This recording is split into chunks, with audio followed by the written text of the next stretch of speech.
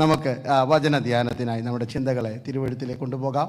ഗലാത്യ ലേഖനം 6-ാം അധ്യായത്തിൻ്റെ 14-ാം വാക്യത്തെ ആസ്പദമാക്കിയുള്ള ചില തിരുവചന ധ്യാനങ്ങളാണ് ഈ ദിവസങ്ങളിൽ നിങ്ങളുമായി പങ്കുവെക്കുവാൻ എനിക്ക് കർത്താവിൽ ശരണപ്പെടുന്നത്. ഗലാത്യ ലേഖനം 6-ാം അധ്യായം അതിൻ്റെ 14-ാമത് വാക്യം. നമുക്ക് സ്ക്രീനിൽ ആ വാക്യം കാണുവാൻ കഴിയുന്നുണ്ട്. സ്തോത്രം. എനിക്കോ നമ്മുടെ കർത്താവ് യേശു ക്രിസ്തുവിൻ്റെ ക്രൂശിലല്ലാതെ പ്രശംസിപ്പാൻ ഇടവരരുത്. അവനാൽ ലോകം എനിക്കും ഞാൻ ലോകത്തിനും ക്രൂശിക്കപ്പെട്ടിരിക്കുന്നു. സ്തോത്രം. അപ്പോസ്തലനായ പൗലോസിൻ്റെ ലേഖനങ്ങളൊക്കെ ക്രിസ്തുവിനെ ഉയർത്തുന്ന, ക്രിസ്തുവിൻ്റെ അല്ലെങ്കിൽ ആ മഹത്വത്തെ, the excellency of God's divinity, അല്ലെങ്കിൽ ക്രിസ്തുവിൻ്റെ ദൈവത്വത്തെ ഉയർത്തുന്ന പദങ്ങളാണ് കൂടുതൽ നമുക്ക് ആവേശം തരുന്നത്. സ്തോത്രം. നമ്മുടെ കുറേ കാര്യങ്ങളൊക്കെ അല്ലെങ്കിൽ നമുക്ക് ആശ്വാസം തരിക എന്ന് പറയും ദേവദാസൻ ഓർപ്പിച്ച പോലെ ദൈവവചനത്തിൽ കൂടെയുള്ള ആശ്വാസമാണ് നിലനിൽക്കുന്ന ആശ്വാസം. ബാക്കിയെല്ലാം അല്ലെങ്കിൽ മൊമെൻ്ററി അല്ലെങ്കിൽ ഉള്ള കംഫർട്ടാണ്. You want to see the long lasting comfort and long lasting revival, we need to be established, grounded and rooted in the word of God. ദൈവവചനത്തിൽ അധിഷ്ഠിതമായതും വേരൂന്നിയതുമായതുള്ള ഉണർവുകളും ആശ്വാസങ്ങളും മാത്രമേ ദീർഘായുസുള്ള ആശ്വാസങ്ങളുള്ളൂ. ബാക്കിയെല്ലാ ദീർഘായുസ് എന്ന് പറയുന്നത് നമ്മൾ ഈ വയസ്സിൻ്റെ ദീർഘായുസാണ്. 60-കാരൻ 80 വരെ ജീവിക്കണം, 80-കാരൻ 100 വരെ ജീവിക്കണം, ഒരിക്കലും മരിക്കരുത്. അങ്ങനെ ചിരഞ്ജീവിയായി ജീവിക്കുവാനുള്ള പുറമെയുള്ള വെച്ചുകെട്ടുകളാണ് ബാക്കിയുള്ള ആശ്വാസങ്ങളെല്ലാം. നിത്യതയുടെ കാഴ്ചപ്പാടിൽ നിലനിൽക്കുന്ന ആശ്വാസം വചനത്താലുള്ള ആശ്വാസമാണ്. ക്രൈസ്തവർ. അതുകൊണ്ട് നമുക്ക് ഈ ദിവസങ്ങളിൽ ദൈവവചനത്താലുള്ള ആശ്വാസം കൈക്കൊള്ളുവാൻ നമുക്ക് ഒരുങ്ങണം. സ്തോത്രം. അപ്പോസ്തലനായ പൗലോസിൻ്റെ ലേഖനങ്ങളിൽ കൂടെ ഞാൻ ഓർപ്പിച്ചതുപോലെ ഊന്നി പറയുന്ന അല്ലെങ്കിൽ ക്രിസ്തീയതയുടെ മഹാത്മ്യങ്ങളെക്കുറിച്ചുള്ള സാവകാശം നാം വചനങ്ങൾ പഠിക്കുകയാണ്. പ്രസംഗ ശൈലിയാണ്. അന്നപ്പം തന്നെ നമുക്ക് വചനം കൂടെ കേൾക്കുവാൻ, ബൈബിൾ ക്ലാസ് അല്ല, വചനം ശാന്തമായി പഠിക്കുവാൻ. ഇന്ന് രാത്രി ദേവദാസൻ 81-ാം സങ്കീർത്തനം വായിച്ച് നമ്മളെ ഉത്ബോധിപ്പിച്ചു. എൻ്റെ ജനം എൻ്റെ വാക്ക് കേട്ടെങ്കിൽ. അതിൻ്റെ അർത്ഥം അന്നത്തെ കാലത്തും ആരും എന്ത് ചെയ്യുന്നില്ലായിരുന്നു, കേൾക്കുന്നില്ലായിരുന്നു, ഉറപ്പായിരുന്നു. പ്രസംഗമൊക്കെ നടക്കുന്നുണ്ട്, മോശ പ്രമാണം പറയുന്നുണ്ട്, അല്ലെങ്കിൽ അഹരോൻ പ്രസംഗം പറയുന്നുണ്ട്, പരീശന്മാരും ശാസ്ത്രിമാരും പള്ളിയിൽ എത്രയോ കാര്യങ്ങളൊക്കെ പറയുന്നുണ്ടായിരുന്നു. മലാക്കി വരെയുള്ള പ്രവചനങ്ങളിലൊക്കെ ആവർത്തിച്ച് കേട്ടുകൊണ്ടിരുന്നൊരു പദമായിരുന്നു എൻ്റെ ജനമേ കേൾക്കാം, എൻ്റെ ജനമേ കേൾക്കാം. അത് കഴിഞ്ഞ് മുന്നോട്ട് വരുമ്പോൾ, പിന്നീട് അങ്ങോട്ട് വന്നു കഴിഞ്ഞപ്പോൾ, പുതിയ നിയമത്തിൻ്റെ ഉദ്ഘാടന പ്രസംഗത്തിൻ്റെ ശേഷം യേശുവിൻ്റെ ശുശ്രൂഷയിലും യേശുവിനും ഇത് തന്നെയായിരുന്നു പരാതി: കേൾപ്പാൻ ചെവിയുള്ളവൻ കേൾക്കട്ടെ. എത്രയോ പ്രാവശ്യമാണ് അത്. കാലഘട്ടം കഴിഞ്ഞ് വെളിപ്പാട് പുസ്തകത്തിൽ വന്നിട്ടും ഈ ജനത്തിൻ്റെ സ്വഭാവത്തിനൊരു മാറ്റവും, ജനമെന്ന് പറയുമ്പോൾ ഞാൻ ഉൾപ്പെടെയുള്ള സമൂഹത്തിനൊരു മാറ്റവും ഉണ്ടായിട്ടില്ല. അല്ല, അവിടെയും പറയുന്നു, ആത്മാവ് പറയുന്നു, കേൾപ്പാൻ ചെവിയുള്ളവൻ കേൾക്കട്ടെ. ഇനി എന്നാ ചെവി ഒന്ന് തുറക്കുന്നതെന്ന് വെളിപ്പാട് പുസ്തകം എഴുതിയ ആൾക്ക് പോലും അറിയത്തില്ല. അപ്പോൾ അതിൻ്റെ അർത്ഥം അതൊരു തുടർചിന്തയായി പോയിക്കൊള്ളട്ടെ. നമ്മുടെ പലപ്പോഴും നാം വചനം കേൾക്കുന്നുണ്ടെങ്കിലും തുറന്ന ചെവിയോടും തുറന്ന ഹൃദയത്തോടും കേൾക്കുന്നില്ല. ലോകം കണ്ട ഏറ്റവും വലിയ പ്രഭാഷകൻ എന്ന് പറയുന്നത് യേശു ക്രിസ്തുവാണ്. നമുക്ക് ഏറ്റവും അംഗീകരിക്കാവുന്ന യേശുവിൻ്റെ 33 വർഷത്തെ ജീവിതത്തിലെ അല്ലെങ്കിൽ 3 വർഷത്തെ പ്രഭാഷണ ജീവിതമാണ് പ്രസംഗകർക്ക് അനുകരിക്കുവാൻ കഴിയുന്നത്. പിന്നെ പൗലോസിനെയോ അപ്പല്ലോസിനെയോ ഒക്കെ എടുത്ത കുഴപ്പമില്ല. പക്ഷേ ഏറ്റവും നല്ല പ്രഭാഷണ കലയെന്ന് പറയുന്നത് യേശുവിൻ്റെ ആയിരുന്നു. വചനം ജഡമായി തീർന്ന് വചനം മുഴുവനായി പറഞ്ഞ ഏക പ്രസംഗം യേശുവിൻ്റെ പ്രസംഗങ്ങളാണ്. യേശുവിൻ്റെ പ്രസംഗത്തിൽ ഇന്നത്തെ ഇത്രയൊക്കെ സൗണ്ട് സിസ്റ്റം ആയിട്ടും നമുക്കൊരു ഇമ്പോർട്ടൊക്കെ തോന്നുന്നില്ല. എനിക്ക് ചിലപ്പോൾ മോനിട്ട് കുറവാന്ന് തോന്നുന്നു. പാട്ടുകാർക്ക് അതിൻ്റെ ഡബിൾ ഉണ്ടെങ്കിൽ അവർക്ക് ആശ്വാസമാകത്തുള്ളൂ. കേൾവിക്കാർക്ക് ചെവി പൊട്ടുന്നെന്നും പറഞ്ഞുകൊണ്ട് കൈ കുത്തിപ്പിടിക്കും. ഇതൊക്കെ നമുക്കൊരു അസ്വസ്ഥതയും അലങ്കോലവും ഒക്കെ ആയിട്ടൊക്കെ തോന്നിയേക്കാം. യേശുവിൻ്റെ കാലത്തെ പ്രഭാഷണം ജനത്തിൻ്റെ ഇടയിൽ എത്തണമെങ്കിൽ 5000 സമൂഹങ്ങളൊക്കെ കൂടിയിട്ടുണ്ടെന്നല്ലേ. എങ്ങനെയാണ് അവിടെ എത്തിയെന്ന് ആർക്കറിയാം, എനിക്കറിയത്തില്ല. കാരണം പക്ഷേ ജനങ്ങൾ യേശുവിൻ്റെ വായിൽ നിന്ന് വരുന്ന each and every whispering, they were so eager to listen to that. ആ ചെറിയ യേശുവിൻ്റെ വായിൽ നിന്ന് വരുന്ന വചനങ്ങളെ പോലും കേൾക്കത്തക്കവണ്ണം ജനം നിശബ്ദമായി കേട്ടുകൊണ്ടിരുന്ന ഉറപ്പാണ്. എന്നാൽ പ്രധാനമായും 3 കാര്യങ്ങളാണ് യേശുവിൻ്റെ പ്രഭാഷണത്തെ പ്രയോജനമുള്ളതാക്കി മാറ്റിയത്, ജനത്തെ ആകൃഷ്ടരാക്കി മാറ്റിയത്. തിരുവചനം നാം പഠിക്കുമ്പോൾ ഒന്ന്, യേശുവിൻ്റെ വചനത്തെ യേശുവിൻ്റെ വചനത്തെ ജനം ഉൾക്കൊള്ളുവാൻ കാരണം ജനങ്ങൾ തന്നെ അഭിപ്രായം പറഞ്ഞു, ഇവൻ ശാസ്ത്രിമാരെ പോലെ പരീശന്മാരെ പോലെയല്ല, അധികാരമുള്ളവനായിട്ട് അത്രയേ പ്രസംഗിക്കുന്നത്. അപ്പോൾ യേശുവിൻ്റെ വചന പ്രഭാഷണത്തിൻ്റെ ഒന്നാമത്തെ പ്രത്യേകത അധികാരത്തോടെ യേശു വചനം പറഞ്ഞത്. ക്രൈസ്തവരോട് വചനം എന്താണോ ആ വചനത്തിനൊരു ആധികാരികതയുണ്ട്. ആ അധികാരം വചനത്തിൽ കൂടെ വെളിപ്പെടുത്തിയാണ് യേശു വചനം പറഞ്ഞത്. ക്രൈസ്തവലിയ. അതുകൊണ്ട് നാം വചനം കേൾക്കുമ്പോൾ വചനം നമ്മോട് അധികാരത്തോടെ സംസാരിക്കുന്നത്. വചനം തലോടുന്നതും വചനം തല്ലുന്നതും ഒരുപോലെ ഗ്രഹിക്കാനുള്ള ഹൃദയത്തിൻ്റെ അല്ലെങ്കിൽ ഒരു പരിച്ഛേദന നമുക്ക് ആവശ്യമാണ്. വചനം നമ്മോട് അധികാരത്തോട് മാത്രമേ സംസാരിക്കുകയുള്ളൂ. വചനം എപ്പോഴും ആവശ്യപ്പെടുന്നതാണ്, വചനം എപ്പോഴും കൽപ്പിക്കുന്നതാണ്. വചനം അധികാരത്തിൻ്റെ വചനമായിരുന്നു. രണ്ടാമത് യേശുവിൻ്റെ വചനം പ്രസിദ്ധമായതിൻ്റെ കാരണം ജനങ്ങൾ പറഞ്ഞു ഇത് ലാവണ്യ വാക്കുകളാണ്, സ്വീറ്റ് വേർഡ്സ്. ലാവണ്യ വാക്കുകൾ എന്ന് പറഞ്ഞാൽ ഫ്ലാറ്ററിങ് വേർഡ്സും ആൾക്കാരെ പ്രസാദിപ്പിക്കുന്ന വാക്കല്ല, ഹൃദയത്തിൻ്റെ മുറിവുണക്കുന്ന വചനമായിരുന്നു. ദൈവവചനത്തിൻ്റെ പ്രത്യേകത അതാ, മുറിവേറ്റ ഹൃദയങ്ങൾക്ക് അന്നും ഇന്നും ആശ്വാസം തരുന്നത് ദൈവത്തിൻ്റെ വചനമാണ്. എത്ര ആഴത്തിലുള്ള മുറിവിനും എത്ര വേദനയുടെ ആഴം എത്ര പെരുപ്പമുള്ളതാണെങ്കിലും അതിൻ്റെ ഉള്ളിലേക്ക് ഇറങ്ങിച്ചെല്ലുവാൻ സമൃദ്ധമായ ദൈവവചനത്തിനായി ഇന്ന് രാത്രി നന്ദിയോടെ നമുക്ക് കർത്താവിന് സ്തോത്രം ചെയ്യാം. അതിന് 1 മണിക്കൂറത്തെ പ്രസംഗം വേണമെന്നൊന്നുമില്ല, അതിന് 6 ദിവസത്തെ ബൈബിൾ സ്റ്റഡി വേണമെന്ന്, ഇതെല്ലാം നമുക്ക് വേണമെന്ന് വേണ്ട എന്ന് പറഞ്ഞില്ല. ഒരു വാക്ക് കേട്ടാൽ മതി, ഹല്ലേലൂയ, ഒരു വചനം കേട്ടാൽ മതി. ശതാധിപൻ പറഞ്ഞ പോലെ that one word that's all enough for me. നിനക്ക് ഒരു വാക്ക് മതി, എൻ്റെ ബാല്യക്കാരന് സൗഖ്യം വരും. ഇന്ന് രാത്രികാലം നമ്മൾ അങ്ങനെ പ്രാർത്ഥിക്കണം, കർത്താവേ ദൈവവചനത്തിന് എന്നോടുള്ള ഒരു സന്ദേശം ഇന്ന് രാത്രി കേട്ടെങ്കിൽ കൊള്ളാമായിരുന്നു.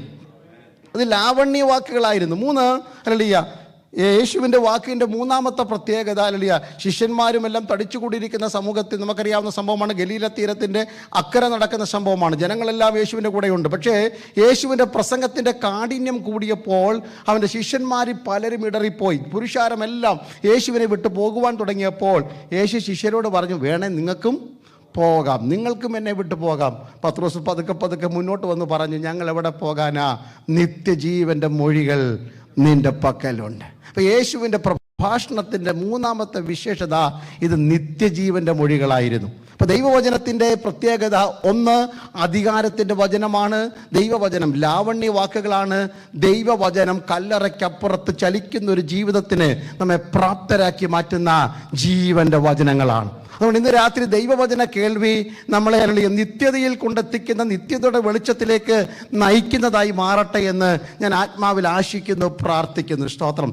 വചന കേൾവിയിൽ കൂടെ എന്നോട് സംസാരിക്കണം എന്നൊരു ആറ്റിറ്റ്യൂഡ് നമുക്ക്. We all are born and raised in the Pentecostal family. We have lot of traditional experience, we have lot of practices, everything is there. Still every moment we come to the presence of God, we need to come with a fresh brand new heart. ഒരു പുതിയ ഹൃദയത്തോടെ വേണം കടന്നു വരുവാൻ. ആ പുതിയ ഹൃദയം എന്ന് പറഞ്ഞാൽ ഇന്ന് വരെ എന്നോട് സംസാരിക്കാത്ത രീതിയിൽ ദൈവം എന്നോട് സംസാരിക്കണം. അതിൻ്റെ അർത്ഥം പാസ്റ്റർ ഒരു പുതിയ ആലോചന പറയണം, പുതിയ വെളിപ്പാട് പറയണം, പുതിയ റെവലേഷൻ, പുതിയ ഒരു പ്രസംഗശൈലി, അതല്ലല്ലോ ഞാൻ പറഞ്ഞത്. നിങ്ങളുടെ ഹൃദയത്തിൻ്റെ മാംസപ്പലകയോട് ഞാൻ പറയുന്ന വാക്കുകൾക്കപ്പുറത്ത്, ദൈവദാസന്മാർ സംസാരിക്കുന്ന അവരുടെ വാചക പ്രയോഗങ്ങൾക്കപ്പുറത്ത് ദൈവത്തിൻ്റെ ഒരു സന്ദേശം അതിനകത്തുണ്ടായിരിക്കണം. അതിനുവേണ്ടി പ്രാർത്ഥിക്കണം. യേശുവിനെ നോക്കിയാൽ മതി. നമ്മൾ ബൈബിൾ വായിക്കുന്ന പോലും ആ പാറ്റേണിലായിരിക്കണം. ലൂക്കോസ് 4-ാം അധ്യായത്തിലേക്ക് നാം വരുമ്പോൾ യേശു ഹല്ലേലൂയ പിശാചിനാൽ പരീക്ഷയെല്ലാം തികച്ചിട്ട് അല്പകാലത്തേക്ക് പിശാച് മാറി നിന്ന് യേശു ഗലീല മരുഭൂമി വിട്ടിട്ട് നസറേത്തിലെ പള്ളിയിലേക്ക് വന്നിട്ട് താൻ പതിവായി ചെയ്യുന്നത് പോലെ അവിടെ ചെന്ന് പുസ്തകം വിടർത്തി എന്ന ലൂക്കോസ് 4-ാം അധ്യായത്തിൽ നാം വായിക്കുന്നത്. പുസ്തകം വിടർത്തിയിട്ട് അവരൊരു പുസ്തകം കൊടുത്തു. ഇന്നത്തെ പോലുള്ള നമ്മുടെ കയ്യിലും പോക്കറ്റിലും ഒതുങ്ങുന്ന ബൈബിളൊന്നും അല്ലല്ലോ. വലിയ ആ ചുരുൾ അങ്ങോട്ട് കൊടുത്ത് തുറന്നപ്പോൾ വായിക്കുന്ന ഇങ്ങനെ, തന്നെക്കുറിച്ച് എഴുതിയിരിക്കുന്നത് കണ്ടു. സ്തോത്രം. എത്ര നാളായി ഇങ്ങനെയൊക്കെ നമ്മൾ കണ്ടിട്ട്. Price the Lord. നമ്മൾ വചനം തുറന്നാൽ ഇതുവരെ നമ്മളെക്കുറിച്ച് എഴുതി ഒന്നും കണ്ടിട്ടില്ല. ഇതിപ്പോൾ പാസ്റ്റർ ചാക്കോച്ചാരോടുള്ള ദൂതായി പറയാം. സഭയിലൊക്കെ ആണെങ്കിൽ ഇത് ചിന്നമ്മാമയെ ഉദ്ദേശിച്ച് തന്നെ ഇന്ന് പാസ്റ്റർ പ്രസംഗിക്കുന്ന. അല്ല സഹോദര സഹോദരി, തിരുവചനം തുറന്നാൽ അത് നമ്മെക്കുറിച്ചുള്ളതായിരിക്കണം. നമ്മെക്കുറിച്ച് എന്തെഴുതിയിരിക്കുന്നത് കാണുന്നത് വരെ വായിക്കുന്നതാ ദൈവവചന വായന എന്ന് പറയുന്നത്. ഒരു അധ്യായം വായിച്ച്, ഒരു വാക്യം വായിച്ച്, ഒരു ചാപ്റ്റർ വായിച്ചെന്ന് പരാതി പറഞ്ഞ് പഴല്ല, അല്ലെങ്കിൽ പഴി തീർക്കുന്നതല്ല. ഒരു ബൈബിൾ പാറ്റേൺ റീഡിംഗ് ഫോളോ ചെയ്യുന്നതല്ല. Till you see yourself in the word of God, you need to continue reading the scripture. നമ്മെക്കുറിച്ച് കാണുന്നത് വരെ വായിച്ചുകൊണ്ടിരിക്കണം. അത് കഴിഞ്ഞിട്ട് യേശു അത് അടച്ചു, മടക്കി വെച്ചു, തിരികെ കൊടുത്ത് ഇരുന്നത്. അപ്പം എപ്പോഴേ വായന നിർത്താവൂ? നമ്മളെക്കുറിച്ചുള്ള സന്ദേശം നാം ദൈവവചനത്തിൽ കാണുന്നത് വരെ നാം വായിച്ചു കൊണ്ടേയിരിക്കണം. അപ്പോൾ ഇന്ന് രാത്രി എന്നോട് അങ്ങനെ ഒരു സന്ദേശം കർത്താവ് തരണമേ എന്ന് പ്രാർത്ഥിക്കാം. അപ്പോസ്തലനായ പൗലോസിൻ്റെ ലേഖനങ്ങൾ പ്രസിദ്ധമാണ്. ഈ ലേഖനങ്ങളിലെ ആദ്യത്തെ ലേഖനമാണെന്ന് ചരിത്രം പറയുന്നു. ചരിത്രങ്ങളുടെ പിന്തുണ നമുക്ക് നല്ലതാണ്, ചരിത്ര സത്യങ്ങൾ നല്ലതാണെങ്കിലും എത്രമാത്രം അതിന് ആധികാരികത ഉണ്ടെന്നൊരു ചരിത്രം കൂടെ എഴുതേണ്ടി വരുന്നുണ്ട്. ലൂക്കോസ് എഴുതിയതുപോലെ നന്നായി ചമയ്ക്കേണ്ട ഒരു കാലഘട്ടം വന്നിരിക്കുക. കാരണം ഒരു ചരിത്രം ഒന്ന് പറയുന്നു, മറ്റൊരു ചരിത്രം വേറൊന്ന് പറയുന്ന ഒരു കാലഘട്ടമാണ്. എങ്കിലും ഏകദേശം എല്ലാവരും ഏക അഭിപ്രായത്തിൽ വിശ്വസിക്കപ്പെടുന്ന ഒരു ചരിത്രമാണ് ഗലാത്യ ലേഖനം. ലേഖനങ്ങളിലെ ആദ്യത്തെ ലേഖനമാണെന്നും ദൈവസഭകളുടെ അടിസ്ഥാന കെട്ടുറപ്പിന് ആവശ്യമായ സകലതും ഉൾക്കൊള്ളിച്ചിരിക്കുന്ന ലേഖനങ്ങളിൽ ഒന്നാണ് ഗലാത്യ ലേഖനം. ഏകദേശം AD 49 അന്ത്യോക്യയിൽ, സിറിയയിലെ അന്ത്യോക്യയിൽ വെച്ച് എഴുതുന്നു എന്ന് എടുത്തു പറയുന്നതിൻ്റെ കാരണം വേറൊരു അന്ത്യോക്യ ഉള്ളത് കൊണ്ടാണ്. ഗലാത്യ സഭകൾക്ക്, ഒരു കൂട്ടം സഭകൾക്ക്, ഈസ്റ്റേൺ റീജിയനുള്ളിലുള്ള ഒരു കൂട്ടം സഭകൾ പോലെ ഏകദേശം 3-4 സഭകൾ ഉണ്ടായിരുന്ന ഒരു പ്രൊവിൻസ് ആയിരുന്ന ഗലേഷ്യൻ പ്രൊവിൻസിലുണ്ടായിരുന്ന ഒരു കൂട്ടം സഭകൾക്ക്, ഇക്കോനിയയിലും ലുസ്രയിലും ദർബയിലും പിസിദ അന്ത്യോക്യയിലുമുള്ള സഭകൾക്ക് കൃത്യമായി ഒരു സന്ദേശം കൈമാറുവാൻ വേണ്ടിയാണ് പൗലോസ് ഈ ലേഖനം എഴുതുന്നത്. ഈ ലേഖനം പൗലോസ് എഴുതുമ്പോൾ ഞാൻ വായിച്ച വാക്യത്തിലേക്ക് വരുന്നതിന് മുമ്പ് പൗലോസിൻ്റെ ഹൃദയത്തിനകത്ത് കുത്തുകൊള്ളത്തക്കവണ്ണം വേദന ഉളവാക്കിയ ചില ചിന്താവിഷയങ്ങൾ ആ സഭയ്ക്കകത്ത് നടക്കുകയാണ്. കാരണം ദൈവസഭയ്ക്കകത്തേക്ക് അന്നും ഇന്നും ഒരുപോലെ സംഭവിക്കുന്ന എല്ലാ കാലത്തെയും സഭയുടെ ഏറ്റവും വെല്ലുവിളി പുറത്തുനിന്നല്ല, അകത്തുനിന്നാണ്. Praise the Lord. എല്ലാവരും എൻ്റെ കൂടെ ഉണ്ടേ? ഇത്ര ഉയരത്തിലാണെങ്കിലും കുഴപ്പമൊന്നുമില്ല, പേടിക്കണ്ട. സ്തോത്രം. നമ്മളെല്ലാവരും ഒറ്റക്കെട്ടാണ്. ദൈവസഭയ്ക്കുടെ വെല്ലുവിളി നാം 1 പത്രോസ് 5:8, 6 ഒക്കെ വായിച്ചിട്ട് നിങ്ങളുടെ പ്രതിയോഗിയായ പിശാച് അലറുന്ന സിംഹം എന്ന പോലെ നിങ്ങൾക്ക് ചുറ്റുമല്ല, പലപ്പോഴും നമ്മുടെ ആലയത്തിനകത്ത് സമൂഹത്തിനകത്ത് തന്നെയാണ് പിശാചിൻ്റെ കച്ചവടശാലകളായി ദൈവസഭ മാറുന്നത് കൊണ്ട് അതിനെ തുരത്താനാണ് സഭകൾക്ക് ലേഖനം എഴുതുന്നത്. ജാതികൾക്ക് എഴുതുന്ന ലേഖനങ്ങളല്ല വേദപുസ്തകത്തിലെ ലേഖനങ്ങൾ. ദൈവസഭയ്ക്ക് യേശുവിൻ്റെ രക്തത്താൽ വീണ്ടെടുക്കപ്പെട്ട് പരിശുദ്ധാത്മാവിൻ്റെ നിറവും നിയോഗവും പ്രാപിച്ച് ആത്മാവിൻ്റെ കരുത്തോടെ മുന്നേറുന്ന ദൈവസഭയുടെ ആത്മീക വളർച്ചയെ മുരടിപ്പിച്ച് കളയുന്ന ഏതെങ്കിലും ഇത്തിൽ കണ്ണികൾ മുളച്ചു കയറിയാൽ അതിനെ വേരോടെ മുറിച്ച് കളയുന്നതാ ദൈവവചനത്തിൻ്റെ ആലോചനകൾ. ഈ കാലഘട്ടത്തിൽ ദൈവസഭയ്ക്ക് ആവശ്യമായിരിക്കുന്നതും അത് തന്നെയെന്ന് പൂർണ്ണമായി വിശ്വസിക്കുന്ന ഒരാളാണ് ഞാൻ. അങ്ങനെ ദൈവസഭയ്ക്കകത്തേക്ക് നുഴഞ്ഞു കയറുന്ന ഒന്നാമത്തെ 4 കാര്യങ്ങൾ മാത്രമേ ഞാൻ തുടങ്ങി വെക്കുന്നുള്ളൂ. എല്ലാം പറയാൻ പറ്റുമെന്ന് എനിക്കറിയത്തില്ല. നമ്മുടെ ചിന്താവിഷയത്തിലേക്ക് നമുക്ക് ഇന്നല്ലെങ്കിൽ നാളെയെങ്കിലും ഓടിയെത്തണം. കർത്താവിൻ്റെ ക്രൂശിലുള്ള നമ്മുടെ പ്രശംസയെക്കുറിച്ച് നമുക്ക് ചിന്തിക്കേണ്ടിയിരിക്കുന്നു. ഒന്നാമത്, സഭയിലേക്ക് യഹൂദ മതവാദികൾ നുഴഞ്ഞു കടന്നു വിട്ട അല്ലെങ്കിൽ ദുരുപദേശത്തിൻ്റെയോ അല്ലെങ്കിൽ മറ്റൊരു ചിന്തയെന്ന് പറയുന്നത് അതിൻ്റെ 6-ാം വാക്യം 7-ാം വാക്യം വായിക്കുമ്പോൾ നമുക്ക് മനസ്സിലാകുന്നുണ്ട്. ഗലാത്യ ലേഖനം 1-ാം അധ്യായത്തിൻ്റെ 6-7 വാക്യങ്ങൾ വായിക്കുമ്പോൾ നമ്മൾ അവിടെ ഇങ്ങനെ കാണുന്നത്: ഞാൻ നിങ്ങളോട് അറിയിച്ച സുവിശേഷത്തിന് വിരോധമായി മറ്റൊരു സുവിശേഷം നിങ്ങളുടെ ഇടയിലേക്ക് കടന്നു വന്നത് കാണുമ്പോൾ എനിക്ക് ആശ്ചര്യം തോന്നുകയാണ്. പൗലോസ് പറയുകയാണ്, ഞങ്ങൾ നിങ്ങളോട് പറഞ്ഞ ഒരു സുവിശേഷമുണ്ട്. നേരിട്ടോ മറ്റു ലേഖനങ്ങൾ മുഖാന്തരമോ മറ്റു പ്രഭാഷകന്മാർ മുഖാന്തരമോ മറ്റു കത്തുകൾ മുഖാന്തരമോ ഞങ്ങൾ നിങ്ങളോടൊരു സുവിശേഷം പറഞ്ഞിരുന്നു. ആ സുവിശേഷത്തിൻ്റെ കേന്ദ്രബിന്ദു ക്രിസ്തുവായിരുന്നു. ദാവീദിന്റെ സന്തതിയായി മരിച്ച് അടക്കപ്പെട്ട് ഉയർത്തെഴുന്നേറ്റ ക്രിസ്തു കേന്ദ്രീതമായ ഒരു സുവിശേഷം ഞങ്ങൾ നിങ്ങൾക്ക് കൈമാറിയിരുന്നു. എന്നാൽ ഇത്ര വേഗത്തിൽ നിങ്ങളെ മറിച്ചു കളഞ്ഞ മറ്റൊരു സുവിശേഷം. അവിടെ 7-ാം വാക്യത്തിൽ ഉപയോഗിച്ചിരിക്കുന്ന പദം പെർവേർട്ടഡ് ഗോസ്പൽ എന്നാണ്, ട്വിസ്റ്റഡ് ഗോസ്പൽ എന്നാണ്. അല്ലെങ്കിൽ മറിച്ചു കളയുന്ന, തലതിരിഞ്ഞ സുവിശേഷം, വചനത്തോട് ചേർന്ന് പോകാത്തൊരു സുവിശേഷം. സുവിശേഷമാണോ? സുവിശേഷമാണ്. എന്നാൽ സുവിശേഷത്തിനകത്ത് എന്തോ ഒക്കെ കൂട്ടുകലർത്തി. അതൊന്നും കൂടെ മനസ്സിലാകണമെങ്കിൽ 2 കൊരിന്ത്യർ 2-ാം അധ്യായത്തിൻ്റെ 17-ാം വാക്യത്തിൽ അപ്പോസ്തലനായ പൗലോസ് പറയുന്നു, ഞങ്ങൾ മറ്റുള്ളവരെ പോലെ വചനത്തോട് കൂട്ടുചേർക്കുന്നവരല്ല. അപ്പോൾ വചനത്തോട് കൂട്ടുചേർക്കുന്ന ഒരു വചന ശുശ്രൂഷ, വചന ധ്യാനം, വചന വെളിപ്പാടുകളൊക്കെ അന്നും ഇന്നും ഉണ്ടായിരുന്നു. പെഡലിംഗ് ഗോസ്പൽ എന്നാണ് പറയുന്നത്. കാരണം ഡ്യൂപ്ലിക്കേറ്റ് കൊണ്ട് നടക്കുന്ന സാധനം അറിയത്തില്ല. കണ്ടാൽ ബ്രാൻഡ് നൈമൊക്കെ മെയ്ഡ് ഇൻ USA ആണ്, മെയ്ഡ് ഇൻ ചൈനയാണ്. പക്ഷെ സാധനം 6 മാസത്തിനകം നിലനിൽപ്പുള്ളതല്ല. നിത്യതയോളം നിലനിൽക്കേണ്ട സുവിശേഷത്തെ ബ്രാൻഡ് ചെയ്തിട്ട് അതിന് വേറൊരു ഭാവവും വേറൊരു രൂപവും തന്നിട്ട് നമ്മുടെ ഇടയിൽ ചെലവാക്കുന്ന, വിറ്റഴിക്കുന്ന ഒരു പെഡലിംഗ് ഗോസ്പൽ എന്ന് പറയുന്ന വണ്ടികളിലൊക്കെ സാധനം, നല്ല സാധനമാണല്ലോ ഇത്, ആ കടയിൽ ചെന്ന് കഴിഞ്ഞാൽ $1000. ഞങ്ങളുടെ വീടിൻ്റെ വാതിക്ക് $100 കൊണ്ടു തന്നല്ലോ. ചൈനീസ് ടോയൊക്കെ, ഞാൻ ചൈനയ്ക്കെതിരൊന്നുമില്ല കേട്ടോ, ചൈനീസ് ടോയൊക്കെ കണ്ടിട്ടില്ലേ? 6 മാസം കഴിയുന്ന ഉടനെ ഒരു പ്രയോജനമില്ലാതായി മാറുന്ന പോലെ, വില പെട്ടെന്ന് ലാഭമാണെന്ന് തോന്നും, ചെവിക്ക് ഇമ്പമാണെന്ന് തോന്നും, 2 കൈയും നീട്ടി വാങ്ങി വീട്ടിൽ കൊണ്ടുവെക്കും. പക്ഷെ 2 ദിവസം കഴിയുമ്പോൾ ഉപയോഗശൂന്യമായി പോകുന്ന പോലെ മറിച്ച് കളയുന്ന ഒരു സുവിശേഷം. കെട്ടിപ്പൊക്കിയ ആത്മീയ നന്മകളെ, കെട്ടിപ്പൊക്കിയ വിടുതലുകളെ, കെട്ടിപ്പൊക്കിയ ദൈവകൃപകളെ ചോർത്തിക്കളയുന്ന മറ്റൊരു സുവിശേഷം നിങ്ങളുടെ ഇടയിലേക്ക് നുഴഞ്ഞു കയറുന്നത് കാണുമ്പോൾ ഞാൻ ആശ്ചര്യപ്പെടുന്നു.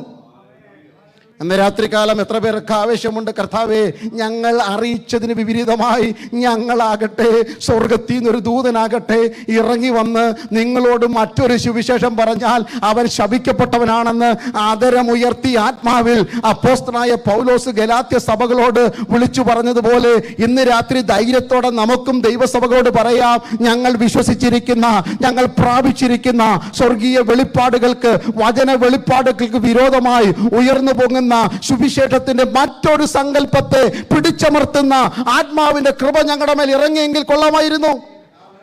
ഹല്ലേലൂയ. അങ്ങനെ ഒരു വെളിപ്പാടിനായി, അങ്ങനെ ഒരു അഭിഷേകത്തിനായി ഇന്ന് രാത്രി എത്ര പേർ പ്രാർത്ഥിക്കും?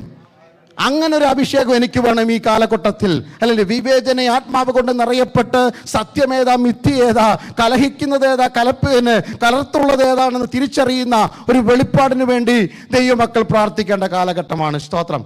ഇത് പറയുമ്പോൾ എൻ്റെ മനസ്സിലേക്ക് ഓർമ്മ വരുന്നത്, സ്തോത്രം, അല്ലെങ്കിൽ ഈ 2 കൂട്ടം ജനങ്ങളാണ് പ്രാർത്ഥന നമുക്ക് കാണാൻ പറ്റും. പുറപ്പാട് പുസ്തകം 33-ാം അധ്യായത്തിലേക്ക് വരുമ്പോൾ ഈ ചിന്തയുമായി സമാന ചിന്തയായതുകൊണ്ടാണ് പെട്ടെന്ന് ഓർമ്മയിലേക്ക് വന്നുകൊണ്ട് ഓർപ്പിക്കുന്നത്.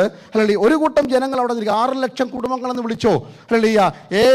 കുഞ്ഞാടിൻ്റെ രക്തത്താൽ വീണ്ടെടുക്കപ്പെട്ട് ചെങ്കടൽ കടന്ന് മരുഭൂമിയിൽ കൂടെ യാത്രയൊക്കെ ചെയ്തു വന്ന അനുഗ്രഹത്തിൻ്റെ തിളക്കം കൊണ്ട് കണ്ണ് മഞ്ചളിച്ച് നിൽക്കുന്ന ഒരു കൂട്ടം ജനം. അതിൻ്റെ നടുവിൽ പുറപ്പാട് പുസ്തകം 33-ാം അധ്യായത്തിൽ ഒരു മനുഷ്യൻ നിന്നുകൊണ്ട് പ്രാർത്ഥിക്കുന്നു, യഹോവേ നിന്റെ തേജസ് എനിക്ക് കാണിച്ചു തരണം.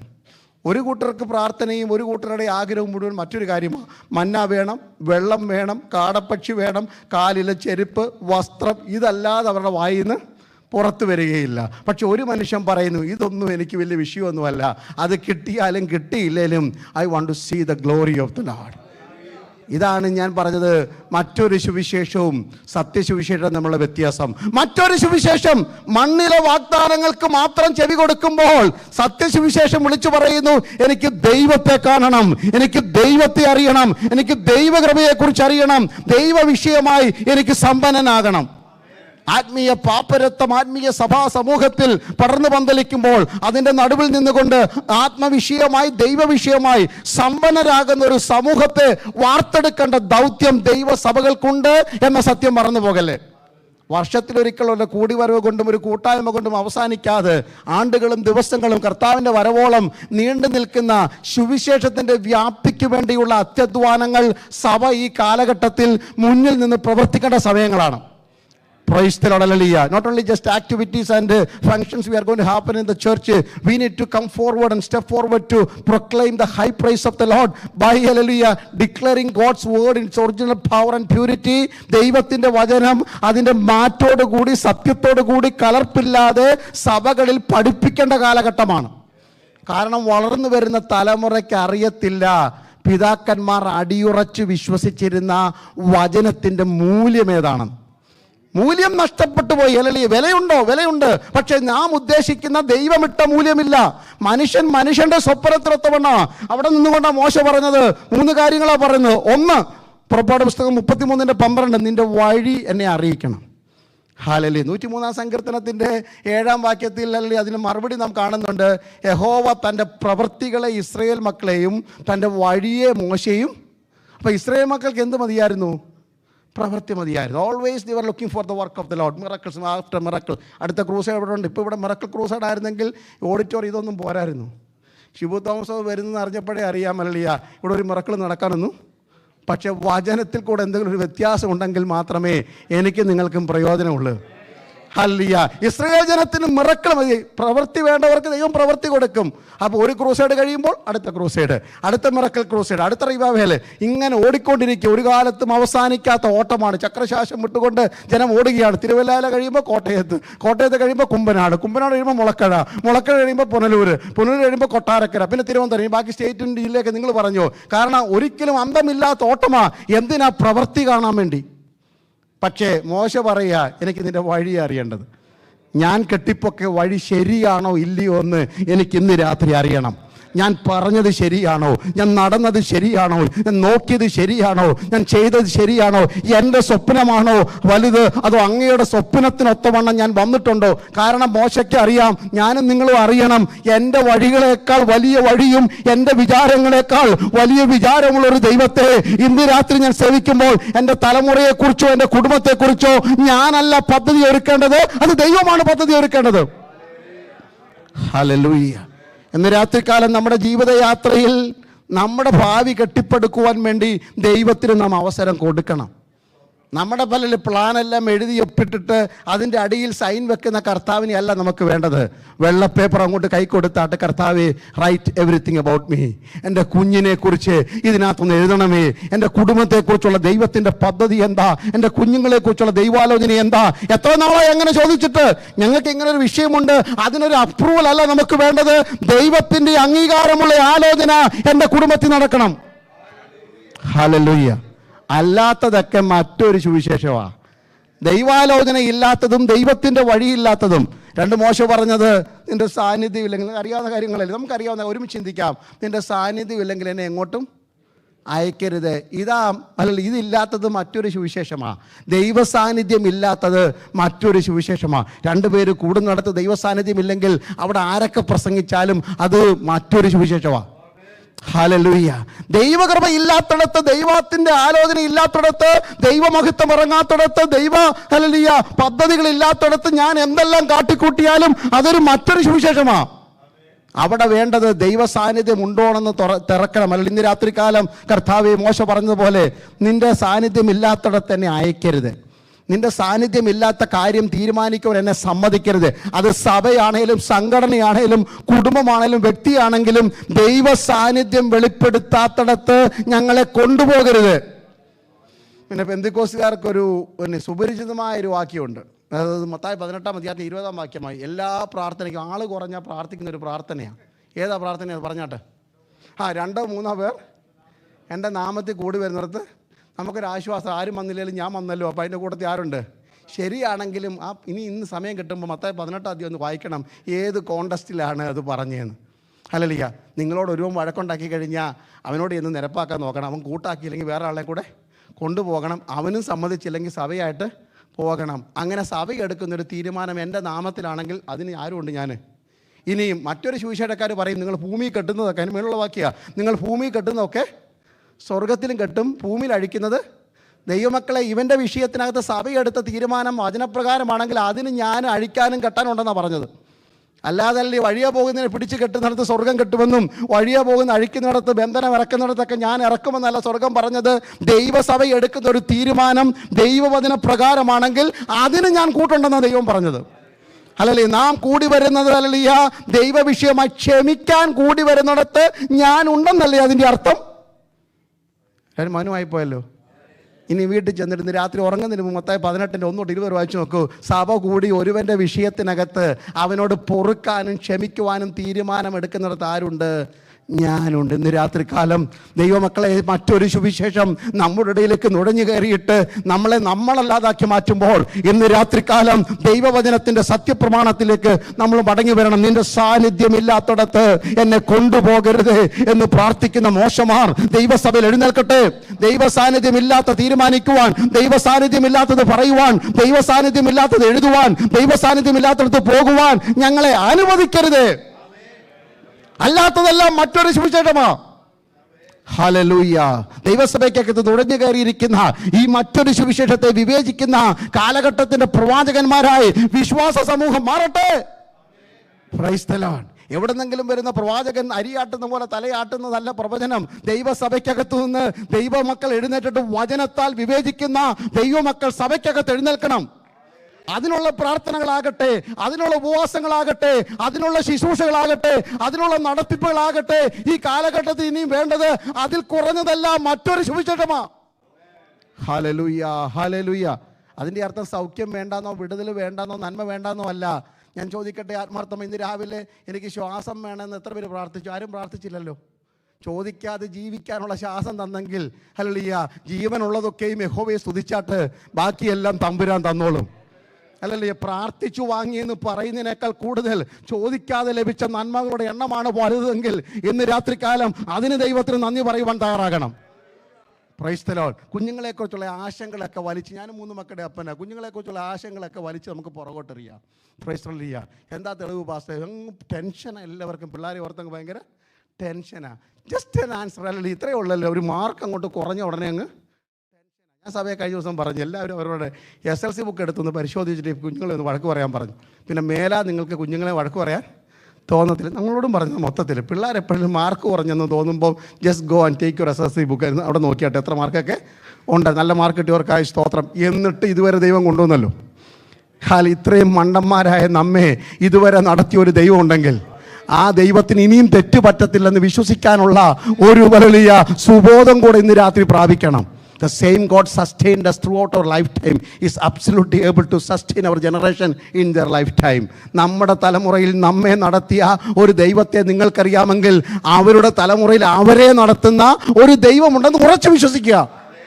അതവരെ പഠിപ്പിക്കുക. ഞങ്ങളെ നടത്തിയ ഒരു ദൈവമുണ്ടെന്ന് അവരെ പറഞ്ഞ് മനസ്സിലാക്കുക, ജീവിച്ചു കാണിക്കുക. അല്ലാത്തതെല്ലാം പൊട്ടിമുളച്ച് വരുന്നതെല്ലാം കുഞ്ഞുങ്ങളെ അത് മറ്റൊരു സുവിശേഷമാണ്. ഇന്ന് രാത്രി ഞാൻ മടങ്ങി വരട്ടെ. മോശ പറയുന്നു, ഹല്ലേലൂയ, അടുത്തത് ഹല്ലേലൂയ, നിന്റെ തേജസ് എനിക്ക് കാണിച്ചു തരണം. എന്താ മോശയാണെങ്കിൽ ഈ തേജസ് കാണിച്ചു തരണം എന്ന് പറഞ്ഞത്? എബ്രായർ 11:24 മുതൽ വായിക്കുമ്പോഴാണ് മോശ അന്ന് പ്രാർത്ഥിച്ച പ്രാർത്ഥനയുടെ അർത്ഥം നമുക്ക് മനസ്സിലാകുന്നത്. മിസ്രയീമിലെ സകല നിക്ഷേപങ്ങളെക്കാൾ ക്രിസ്തുവിൻ്റെ നിന്ന. 4000 വർഷങ്ങൾക്കപ്പുറത്ത് ഹോരേബിൻ്റെ സീനായി പർവ്വതത്തിൻ്റെ മുകളിൽ നിന്നുകൊണ്ട് ഒരു മനുഷ്യൻ വിശ്വാസ കണ്ണോടെ കാണുകയാ എന്താ ദൈവത്തിൻ്റെ തേജസ് എന്ന്. തത്വത്തിൻ്റെ മുദ്രയായ പിതാവായ ദൈവത്തിൻ്റെ തേജസ്സായ ക്രിസ്തുവിനെ, അതാണ് നാം വരുന്ന വിഷയം. ക്രൂശിക്കപ്പെട്ട ക്രിസ്തുവാണ് മോശയുടെ ആണേലും പൗലോസിൻ്റെ ആണേലും ദൈവസഭയുടെ ആണേലും കണ്ണിലെ തിളക്കം. ഹല്ലേലൂയ. മോശ പറയുന്നു, എനിക്ക് നിന്റെ തേജസ് കാണണം, എനിക്കെൻ്റെ യേശുവിനെ കാണണമെന്ന് പറയുന്നതിൻ്റെ പഴയ ഏർപ്പാട്, പഴയ നിയമത്തിൻ്റെ വ്യാഖ്യാനമാണ്. എനിക്ക് ക്രിസ്തുവിനെ കാണണം, അതിൽ കുറഞ്ഞ ഒരു ആഗ്രഹം എനിക്കില്ലെന്ന്. നിന്റെ ഷോ മീ യുവർ ഗ്ലോറി. കർത്താവെ, അവിടുത്തെ എക്സ്പ്രസ് ആയിട്ടുള്ള image, that invisible image of God we want to see with our own eyes. എനിക്ക് ഞങ്ങളുടെ കണ്ണുകൊണ്ട് ദൈവത്തിൻ്റെ ആ വെളിപ്പെടുന്ന തേജസ്, വചനം ജഡമാകുന്നത്, അത് കൃപയും സത്യവും നിറഞ്ഞതായി ഞങ്ങളുടെ ഇടയിൽ, ഞങ്ങളുടെ സഭയിൽ, എൻ്റെ വീട്ടിൽ പാർക്കുന്നത് ഞങ്ങൾ കാണുമ്പോൾ ഞങ്ങൾ ക്രിസ്തുവിനെ കാണുകയാണ്. ദൈവവചനം നമ്മുടെ ഇടയിൽ വസിക്കുന്നതാണ് ദൈവത്തിൻ്റെ തേജസ് നമ്മുടെ ഇടയിൽ വസിക്കുന്നത്. ഹല്ലേലൂയ. ഐശ്വര്യമായി വചനം നമ്മുടെ ഇടയിൽ വസിക്കട്ടെ, നമ്മുടെ ഇടയിൽ പ്രഖ്യാപിക്കപ്പെടട്ടെ. അതാണ് ദൈവത്തിൻ്റെ തേജസ്. ആ മറ്റൊരു സുവിശേഷത്തിൽ നിന്ന് സത്യസുവിശേഷത്തിലേക്ക് സഭയെ കൊണ്ടുവരുവാനാണ് പൗലോസ് ഈ ലേഖനം എഴുതുന്നത്. ഒത്തിരി ചിന്തകളുണ്ടെങ്കിൽ 1-2 പറഞ്ഞിട്ട് ഞാൻ ഈ ഭാഗത്തിലേക്ക് വരികയാണ്. 3-ാം അധ്യായത്തിൻ്റെ 1-ാം വാക്യത്തിലേക്ക് വരുമ്പോൾ ഗലാത്യർ 3-ന്റെ 1-ാം വാക്യത്തിൽ പൗലോസ് പറയുന്നു, ബുദ്ധിയില്ലാത്ത ഗലാത്യരെ, യേശു ക്രിസ്തു ക്രൂശിക്കപ്പെട്ടവനായി നിങ്ങളുടെ മുമ്പിൽ, കണ്ണിന് മുമ്പിൽ പോർട്രേറ്റ് ചെയ്ത് വരച്ച് ക്ലിയറായി പിക്ചർ ചെയ്തിരിക്കുമ്പോൾ ആരോ നിങ്ങളെ ക്ഷുദ്രം ചെയ്ത് മയക്കി. ഇതും മറ്റൊരു സുവിശേഷമാണ്. ക്രൂശിക്കപ്പെട്ട ക്രിസ്തുവിനെ കാണത്തില്ല. കാനായിലെ കല്യാണത്തിന് പച്ചവെള്ളത്തിൻ്റെ രുചി മാറ്റി, നിറം മാറ്റി, മണം മാറ്റി, ഗുണം മാറ്റി, വില മാറ്റിയ യേശുവിനെ മാത്രമേ നിങ്ങൾക്ക് അറിയത്തുള്ളൂ. നല്ല കാര്യം, സ്തോത്രം. ഹല്ലേലൂയ. 5 അപ്പം കൊണ്ട് 5000 പേരെ പോഷിപ്പിച്ച ചരിത്രം പറഞ്ഞാൽ ആവേശമാണ് നിങ്ങൾക്ക്. 2 മീൻ നുറുക്കിക്കൊടുക്കുമ്പോൾ ജനത്തിന് തൃപ്തി വന്നെന്ന് പറയുമ്പോൾ ജനത്തിന് എവിടുന്നൊരു ആവേശമാണ്. അതിലേക്ക് ആൾക്കാരൊക്കെ നീ അനുഭവം പറയാറുണ്ടല്ലോ.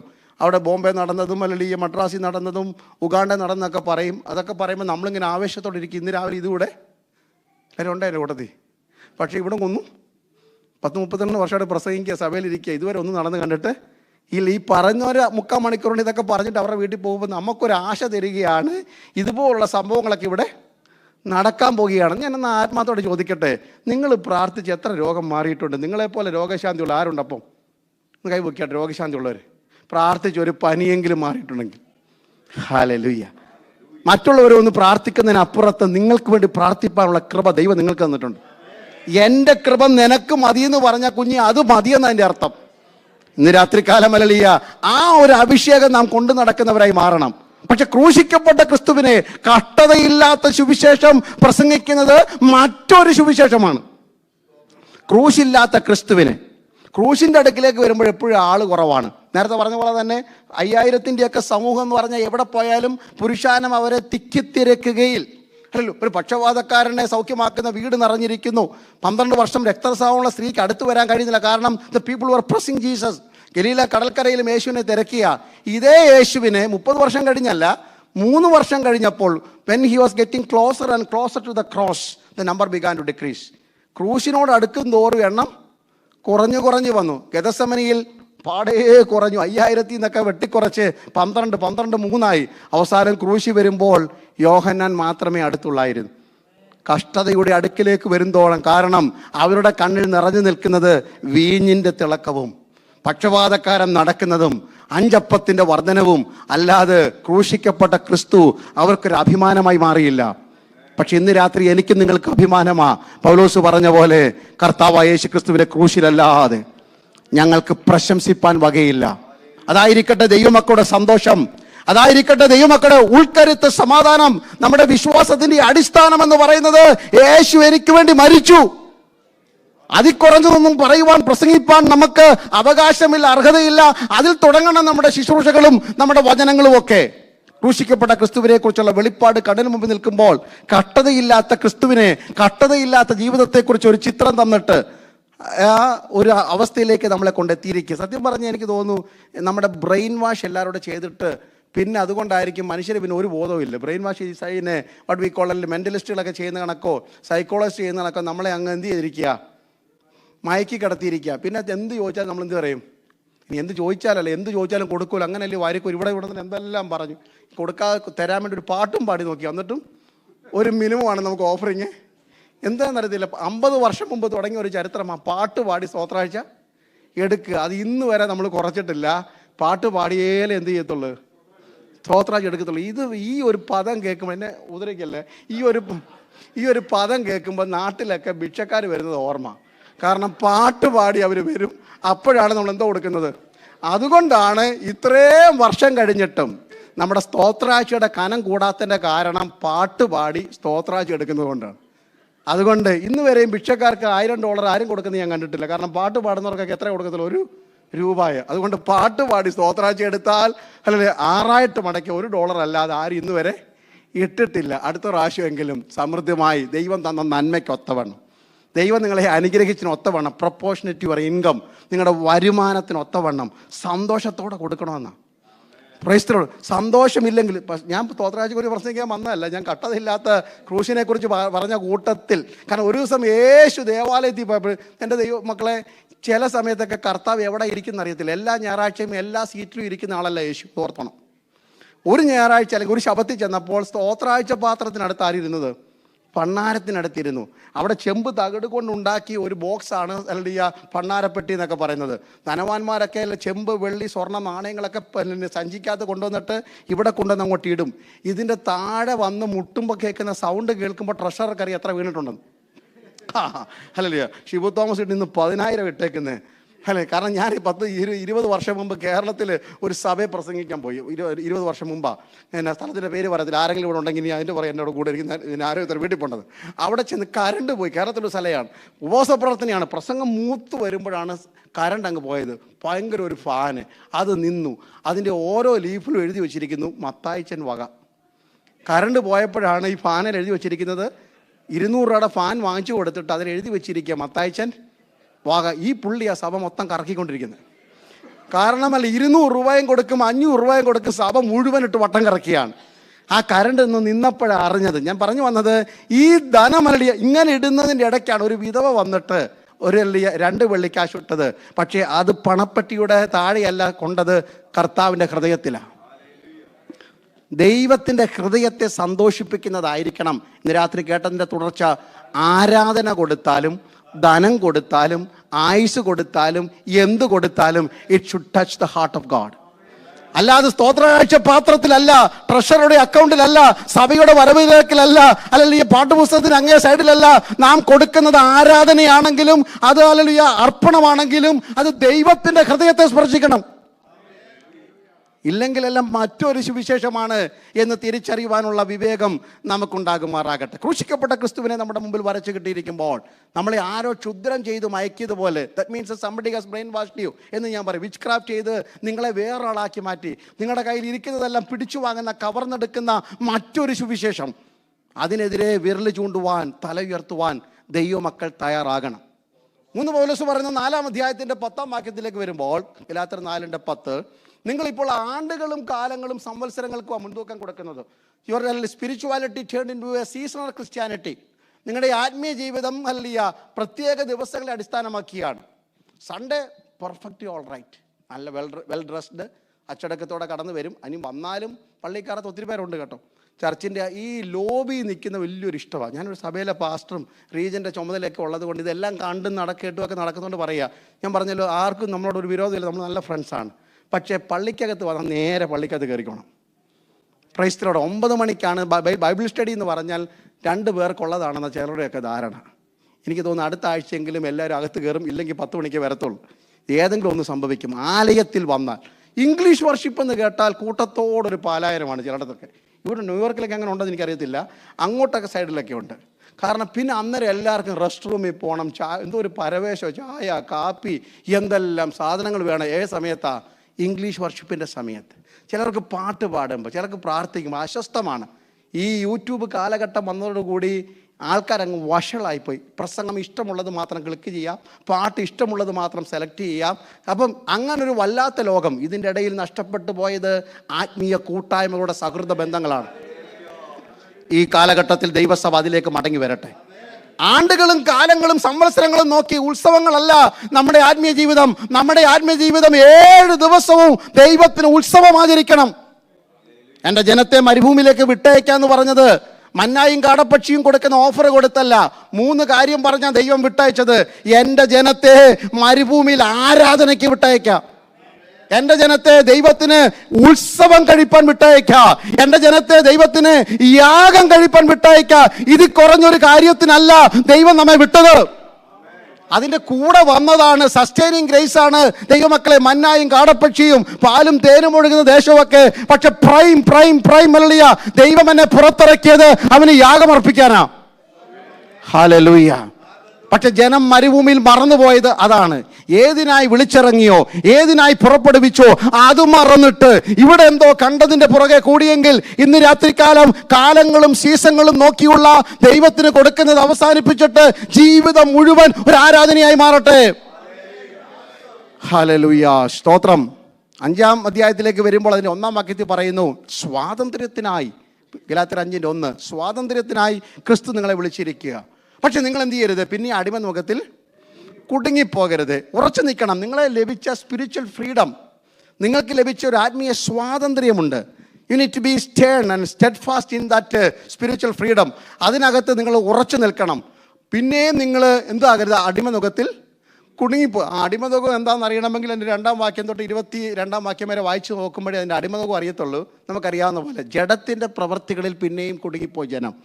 സ്തോത്രം. ഇനി അത് ഓരോന്ന് വായിച്ചു കഴിഞ്ഞാൽ എൻ്റെ 19-ാം വാക്യം തൊട്ട് വായിച്ചാൽ അതിലേതെങ്കിലും ഒരു സ്വഭാവം ഇല്ലാത്തവരാരും ഇവിടെ അല്ലേ? ഉണ്ടല്ലോ. ഒന്ന് വായിച്ചു നോക്കിയാൽ മതി. സ്വയം ശോധന ചെയ്യേണ്ട സമയമാണ്. സ്വയം ശോധന ചെയ്താൽ മതി. ജാരശങ്കയും കോപം, ക്രോധം, ദ്വന്ദ്വപക്ഷം, ഇടർച്ച, ഈർഷ്യ, പക, പിണക്കം, ഹല്ലേലൂയ ഇത്യാദിയുള്ള ലിസ്റ്റ് പറഞ്ഞ വിഷയങ്ങൾ. അതിനകത്ത് ഒരെണ്ണം മാത്രമേ ഉള്ളൂ പെന്തിക്കോസുകാരൻ ഹൈലൈറ്റ് ചെയ്യുന്നത്. ഈ വക പ്രവർത്തിക്കുന്നവരൊന്നും സ്വർഗരാജ്യം ഏതാ? മദ്യപാനികൾ. അത് മാത്രം നമ്മൾ അടിവരയിടും. എന്നിട്ട് എല്ലാ ചർച്ചിൻ്റെയും വാളിൽ എഴുതി വെക്കും, മദ്യപാനികൾ സ്വർഗരാജ്യം.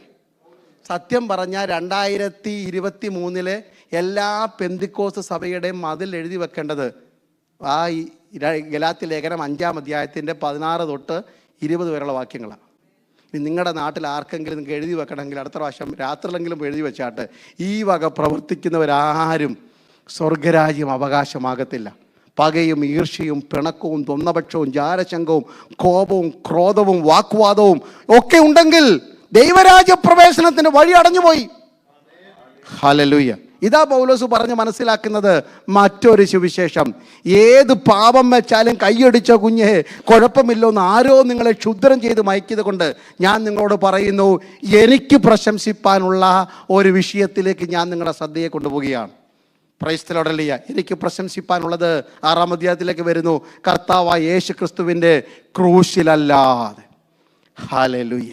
എനിക്ക് വേറൊന്നിലും പ്രശംസിപ്പാനില്ല. പൗലോസിൻ്റെ പ്രശംസാ വിഷയം ക്രൂശാണെന്ന് ഗലാത്യർ 6:14 വായിക്കുന്നു. പൗലോസിൻ്റെ പ്രസംഗ വിഷയവും ക്രൂശാണ്. Price the Lord. അതാണ് അതിൻ്റെ ഇമ്പോർട്ടൻസ്. 1 കൊരിന്ത്യർ 1-ാം അധ്യായത്തിൻ്റെ 24-ാം വാക്യത്തിൽ ഇങ്ങനെ വായിക്കുന്നത്. 1 Corinthians chapter 1:24, യഹൂദന്മാർ ഹല്ലേലൂയ അടയാളം തിരക്കുന്നു, യവനന്മാർ ജ്ഞാനം തിരക്കുന്നു, ഞങ്ങളോ പ്രൈസ് ദി ലോർഡ് ക്രൂശിക്കപ്പെട്ട ക്രിസ്തുവിനെ പ്രസംഗിക്കുന്നു. അതിൻ്റെ അടുത്ത വാക്യങ്ങൾ ഞങ്ങൾക്ക് പ്രസംഗിക്കാനുള്ളത് ക്രൂശിക്കപ്പെട്ട വി പ്രീച്ച് ക്രൈസ്റ്റ് ക്രൂസിഫൈഡ്. യഹൂദന്മാർക്ക് അടയാളം മതി, യവനന്മാർക്ക് ഗ്രീക്ക്, കൊയിനോ ഗ്രീക്ക്, അതിൻ്റെ വ്യാഖ്യാനം, മൂല അർത്ഥം ഇതൊക്കെ പറഞ്ഞു പോയെങ്കിൽ അവർക്ക് ഒരു തൃപ്തിയുള്ളൂ. പക്ഷേ ഞങ്ങൾക്ക് പ്രസംഗിക്കാനുള്ളത് ക്രൂശിനെ കുറിച്ചാണ്. എൻ്റെ പ്രശംസ മാത്രമല്ല, എൻ്റെ പ്രസംഗ വിഷയം എന്താണ്? ക്രൂശാണ്. 3, പൗലോസ് പറയുന്നു എൻ്റെ പ്രാഗൽഭ്യം അല്ലെങ്കിൽ എൻ്റെ അറിവും ക്രൂശിനെ കുറിച്ചാണ്. 1 കൊരിന്ത്യർ 2:2 വാക്യത്തിൽ പറയുന്നു, നിങ്ങളുടെ ഇടയിൽ ക്രൂശിക്കപ്പെട്ട ക്രിസ്തുവിനെ അറിയുന്നവനല്ലാതെ വേറൊന്നുമായിരിക്കാൻ എനിക്ക് താല്പര്യമില്ല. ക്രൂശിക്കപ്പെട്ട ക്രിസ്തുവിനെ കുറിച്ചുള്ള അറിവുമായിട്ട് വേണം എൻ്റെ ആയുസ് നിങ്ങളുടെ ഇടയിൽ ചെലവഴിപ്പാൻ. ദാറ്റ് ഈസ് മൈ എൻ്റെ പ്രിവിലേജാണ്. അതാണ് എൻ്റെ കോൺഫിഡൻസ്, എൻ്റെ പ്രാഗൽഭ്യം എന്ന് പറയുന്നത്. ഇന്ന് രാത്രി മറന്നു പോകല്ലേ, നമ്മുടെ പ്രസംഗ വിഷയവും നമ്മുടെ പ്രാഗൽഭ്യവും നമ്മുടെ പ്രശംസയും ക്രൂശായിട്ട് മാറണം. ഹല്ലേലൂയ. അങ്ങനെ ക്രൂശിലാണ് പ്രശംസയെങ്കിൽ ഒരു കാലത്ത് പൗലോസിൻ്റെ പ്രശംസ എന്തായിരുന്നു, ഇന്ന് ക്രൂശ് എങ്ങനെ പ്രശംസയായി എന്ന ചിന്തയുടെ ആരംഭ ഭാഗം പറഞ്ഞ് നമ്മൾ ഒരുമിച്ച് പ്രാർത്ഥിക്കാൻ പോവുകയാണ്. ബാക്കി 1-2 വിഷയങ്ങളുണ്ട്, നമുക്ക് നാളെ ഒരുമിച്ച് ധ്യാനിപ്പാൻ കർത്താവ് നമ്മെ സഹായിക്കുമാറാകട്ടെ. പൗലോസ് പറയുന്നു, എൻ്റെ പ്രശംസാ വിഷയം ഇന്ന് ക്രൂശാണെങ്കിൽ ഒരിക്കൽ എൻ്റെ പ്രശംസാ വിഷയം ഇതല്ലായിരുന്നു. സ്തോത്രം. അറിയാവുന്ന സംഭവങ്ങളാണ്. ഫിലിപ്പിയ ലേഖനം 3-ാം അധ്യായത്തിൻ്റെ 4 മുതലുള്ള വാക്യങ്ങൾ. ഫിലിപ്പിയ ലേഖനം 3-ാം അധ്യായം അതിൻ്റെ 4 മുതലുള്ള വാക്യങ്ങളിലേക്ക് വരുമ്പോൾ അവിടെ അപ്പോസ്തലനായ പൗലോസ് തൻ്റെ പ്രശംസാ വിഷയങ്ങൾ എന്തായിരുന്നു പറയുന്നുണ്ട്. ക്രിസ്തുവിനെ കണ്ട് ദമസ്കോസിൻ്റെ പടിവാതിക്കൽ വെച്ച് ക്രിസ്തു ദർശനമുണ്ടായി നിലത്ത് കിടന്നുകൊണ്ട് 2 ചോദ്യങ്ങളാണ് പൗലോസ് ചോദിച്ചത്. തൻ്റെ സാക്ഷ്യത്തിൽ അത് വിശദീകരിക്കുന്നുണ്ട്. അപ്പോസ്തലപ്രവൃത്തി 22-ാം അധ്യായത്തിൽ യെരുശലേമിലെ കൗൺസിലിൻ്റെ മുമ്പിൽ തടിച്ചുകൂടി ജനത്തിൻ്റെ മുമ്പാകെ നിന്നുകൊണ്ട് തൻ്റെ കാര്യങ്ങൾ റീസൺ ചെയ്ത് പ്രസംഗിച്ച് പ്രഭാഷണത്തിൽ കൂടെയും സാക്ഷ്യത്തിൽ കൂടെയും വിവരിക്കുമ്പോൾ പൗലോസ് പറയുകയാണ്, അപ്പോസ്തലപ്രവൃത്തി 22-ാം വാക്യം, അവിടെ കിടന്നുകൊണ്ട് 1-ാമത്തെ ചോദ്യം, അങ്ങ് ആരാ കർത്താവേ? ഹല്ലേലൂയ. 1-ാമത്തെ ചോദ്യമാണ് യേശു അങ്ങ് ആരാ, അങ്ങ് ആരാണെന്നുള്ള ചോദ്യമാണ്. 2-ാമത്തെ ചോദ്യം അതിൻ്റെ 10-ാം വാക്യത്തിലാണ്, ഞാൻ എന്ത് ചെയ്യണം. ഈ 2 ചോദ്യം മതി ദൈവമക്കൾക്ക് അവസാനം വരെ ആത്മീയം കൊണ്ട് നടക്കാൻ വേണ്ടി. എല്ലാ ദിവസവും ചോദിക്കാൻ പറ്റിയ ചോദ്യമാ, അങ്ങ് ആരാ കർത്താവേ, എനിക്കിന്നൊന്ന് വെളിപ്പെട്ട് തരാൻ പറ്റുമോ? 2023 ഒക്ടോബർ മാസം 6-ാം തീയതി ഇന്ന് വരെ കാണാത്ത രീതിയിൽ എനിക്ക് അങ്ങയൊന്ന് അറിയണം. ആഗ്രഹം നമുക്കുണ്ടോ? 2, ഞാൻ എന്ത് ചെയ്യണം? ഓരോ ദിവസം ചോദിക്കണം ദൈവത്തോട്. ഈ 2 ചോദ്യങ്ങളാണ് ഏകദേശം 38 വർഷം നീണ്ടു നിന്ന അപ്പോസ്തലനായ പൗലോസിൻ്റെ സഭാപരിപാലനം, സ്ഥാപനങ്ങൾ, ലേഖന പരമ്പരകൾ, പ്രഭാഷണങ്ങൾ, ശുശ്രൂഷകൾ, ഇതിന് യാത്രകൾ, ഇതിന് എല്ലാറ്റിനും താൻ ഉപയോഗിച്ച 2 ചോദ്യങ്ങൾ, അങ്ങ് ആരാ, ഞാൻ എന്ത് ചെയ്യണം. ഇതായിരിക്കട്ടെ ഒരു ദൈവപൈതലിൻ്റെ daily attitude in the Christianity. ക്രിസ്തീയ മനോഭാവം ഇതായിരിക്കട്ടെ, കർത്താവേ അങ്ങ് ആരാണെന്ന് വെളിപ്പെടണം. എൻ്റെ അറിവ് കൊണ്ട്, ഇന്നലത്തെ പരിചയം കൊണ്ട്, ഇന്നലത്തെ അനുഭവം കൊണ്ട്, എൻ്റെ പഠിപ്പ് കൊണ്ട് ഒതുങ്ങിപ്പോകാതെ ഇന്ന് എനിക്കൊരു പുത്തൻ വെളിപ്പാട് എൻ്റെ കർത്താവിനെ കുറിച്ച് വേണം. 2, ഞാൻ എന്ത് ചെയ്യണം, ഇന്ന് യേശുവിന് വേണ്ടി എന്ത് ചെയ്യണം. സുവിശേഷം പറയാൻ പോകുന്നത് മാത്രമല്ല, എൻ്റെ ജീവിതത്തെ എവിടൊക്കെ വെട്ടിക്കളയേണ്ടതിനെ വെട്ടിക്കളയണം, മിനുക്കേണ്ടതിനെ മിനുക്കണം, എവിടൊക്കെ എനിക്ക് മാറ്റം വരണം, ഞാൻ എന്ത് ചെയ്തു തരണം. ഈ 2 ചോദ്യങ്ങളായിരുന്നു പൗലോസിൻ്റെ ജീവിതയാത്രയിലെ ചോദ്യങ്ങൾ. അങ്ങനെ ചോദിച്ചു തുടങ്ങുന്ന പൗലോസ് ഇപ്പോൾ ഫിലിപ്പിയർക്ക് ലേഖനം എഴുതുമ്പോൾ പറയുകയാണ്, നമുക്കറിയാവുന്ന ഭാഗം, എനിക്ക് കുറേ പ്രശംസാ വിഷയങ്ങളുണ്ടായിരുന്നു. റോമ പൗരൻ എന്ന നിലയിലൊക്കെ വലിയ അഭിമാനമായിരുന്നു എനിക്ക്. ഹല്ലേലൂയ. അതുകൊണ്ടാണ് പൗലോസ് നിങ്ങളെക്കാൾ ഏറ്റവും കൂടുതൽ അധ്വാനിച്ചു, ഏറ്റവും കൂടുതൽ പോരാടി, ഏറ്റവും കൂടുതൽ കഷ്ടം അനുഭവിച്ചു, ഏറ്റവും കൂടുതൽ പ്രസംഗിച്ചു. ഇങ്ങനെ ഒരു ലിസ്റ്റ് തന്നെ എഴുതി വരുന്നു. ഇത് എഴുതി വരുമ്പോൾ നമുക്ക് വലിയ മലയാളികൾക്ക് വിശേഷാൽ ഇത് വലിയ സന്തോഷമാണ് ഇതൊക്കെ അങ്ങോട്ട് പറയുന്നത്.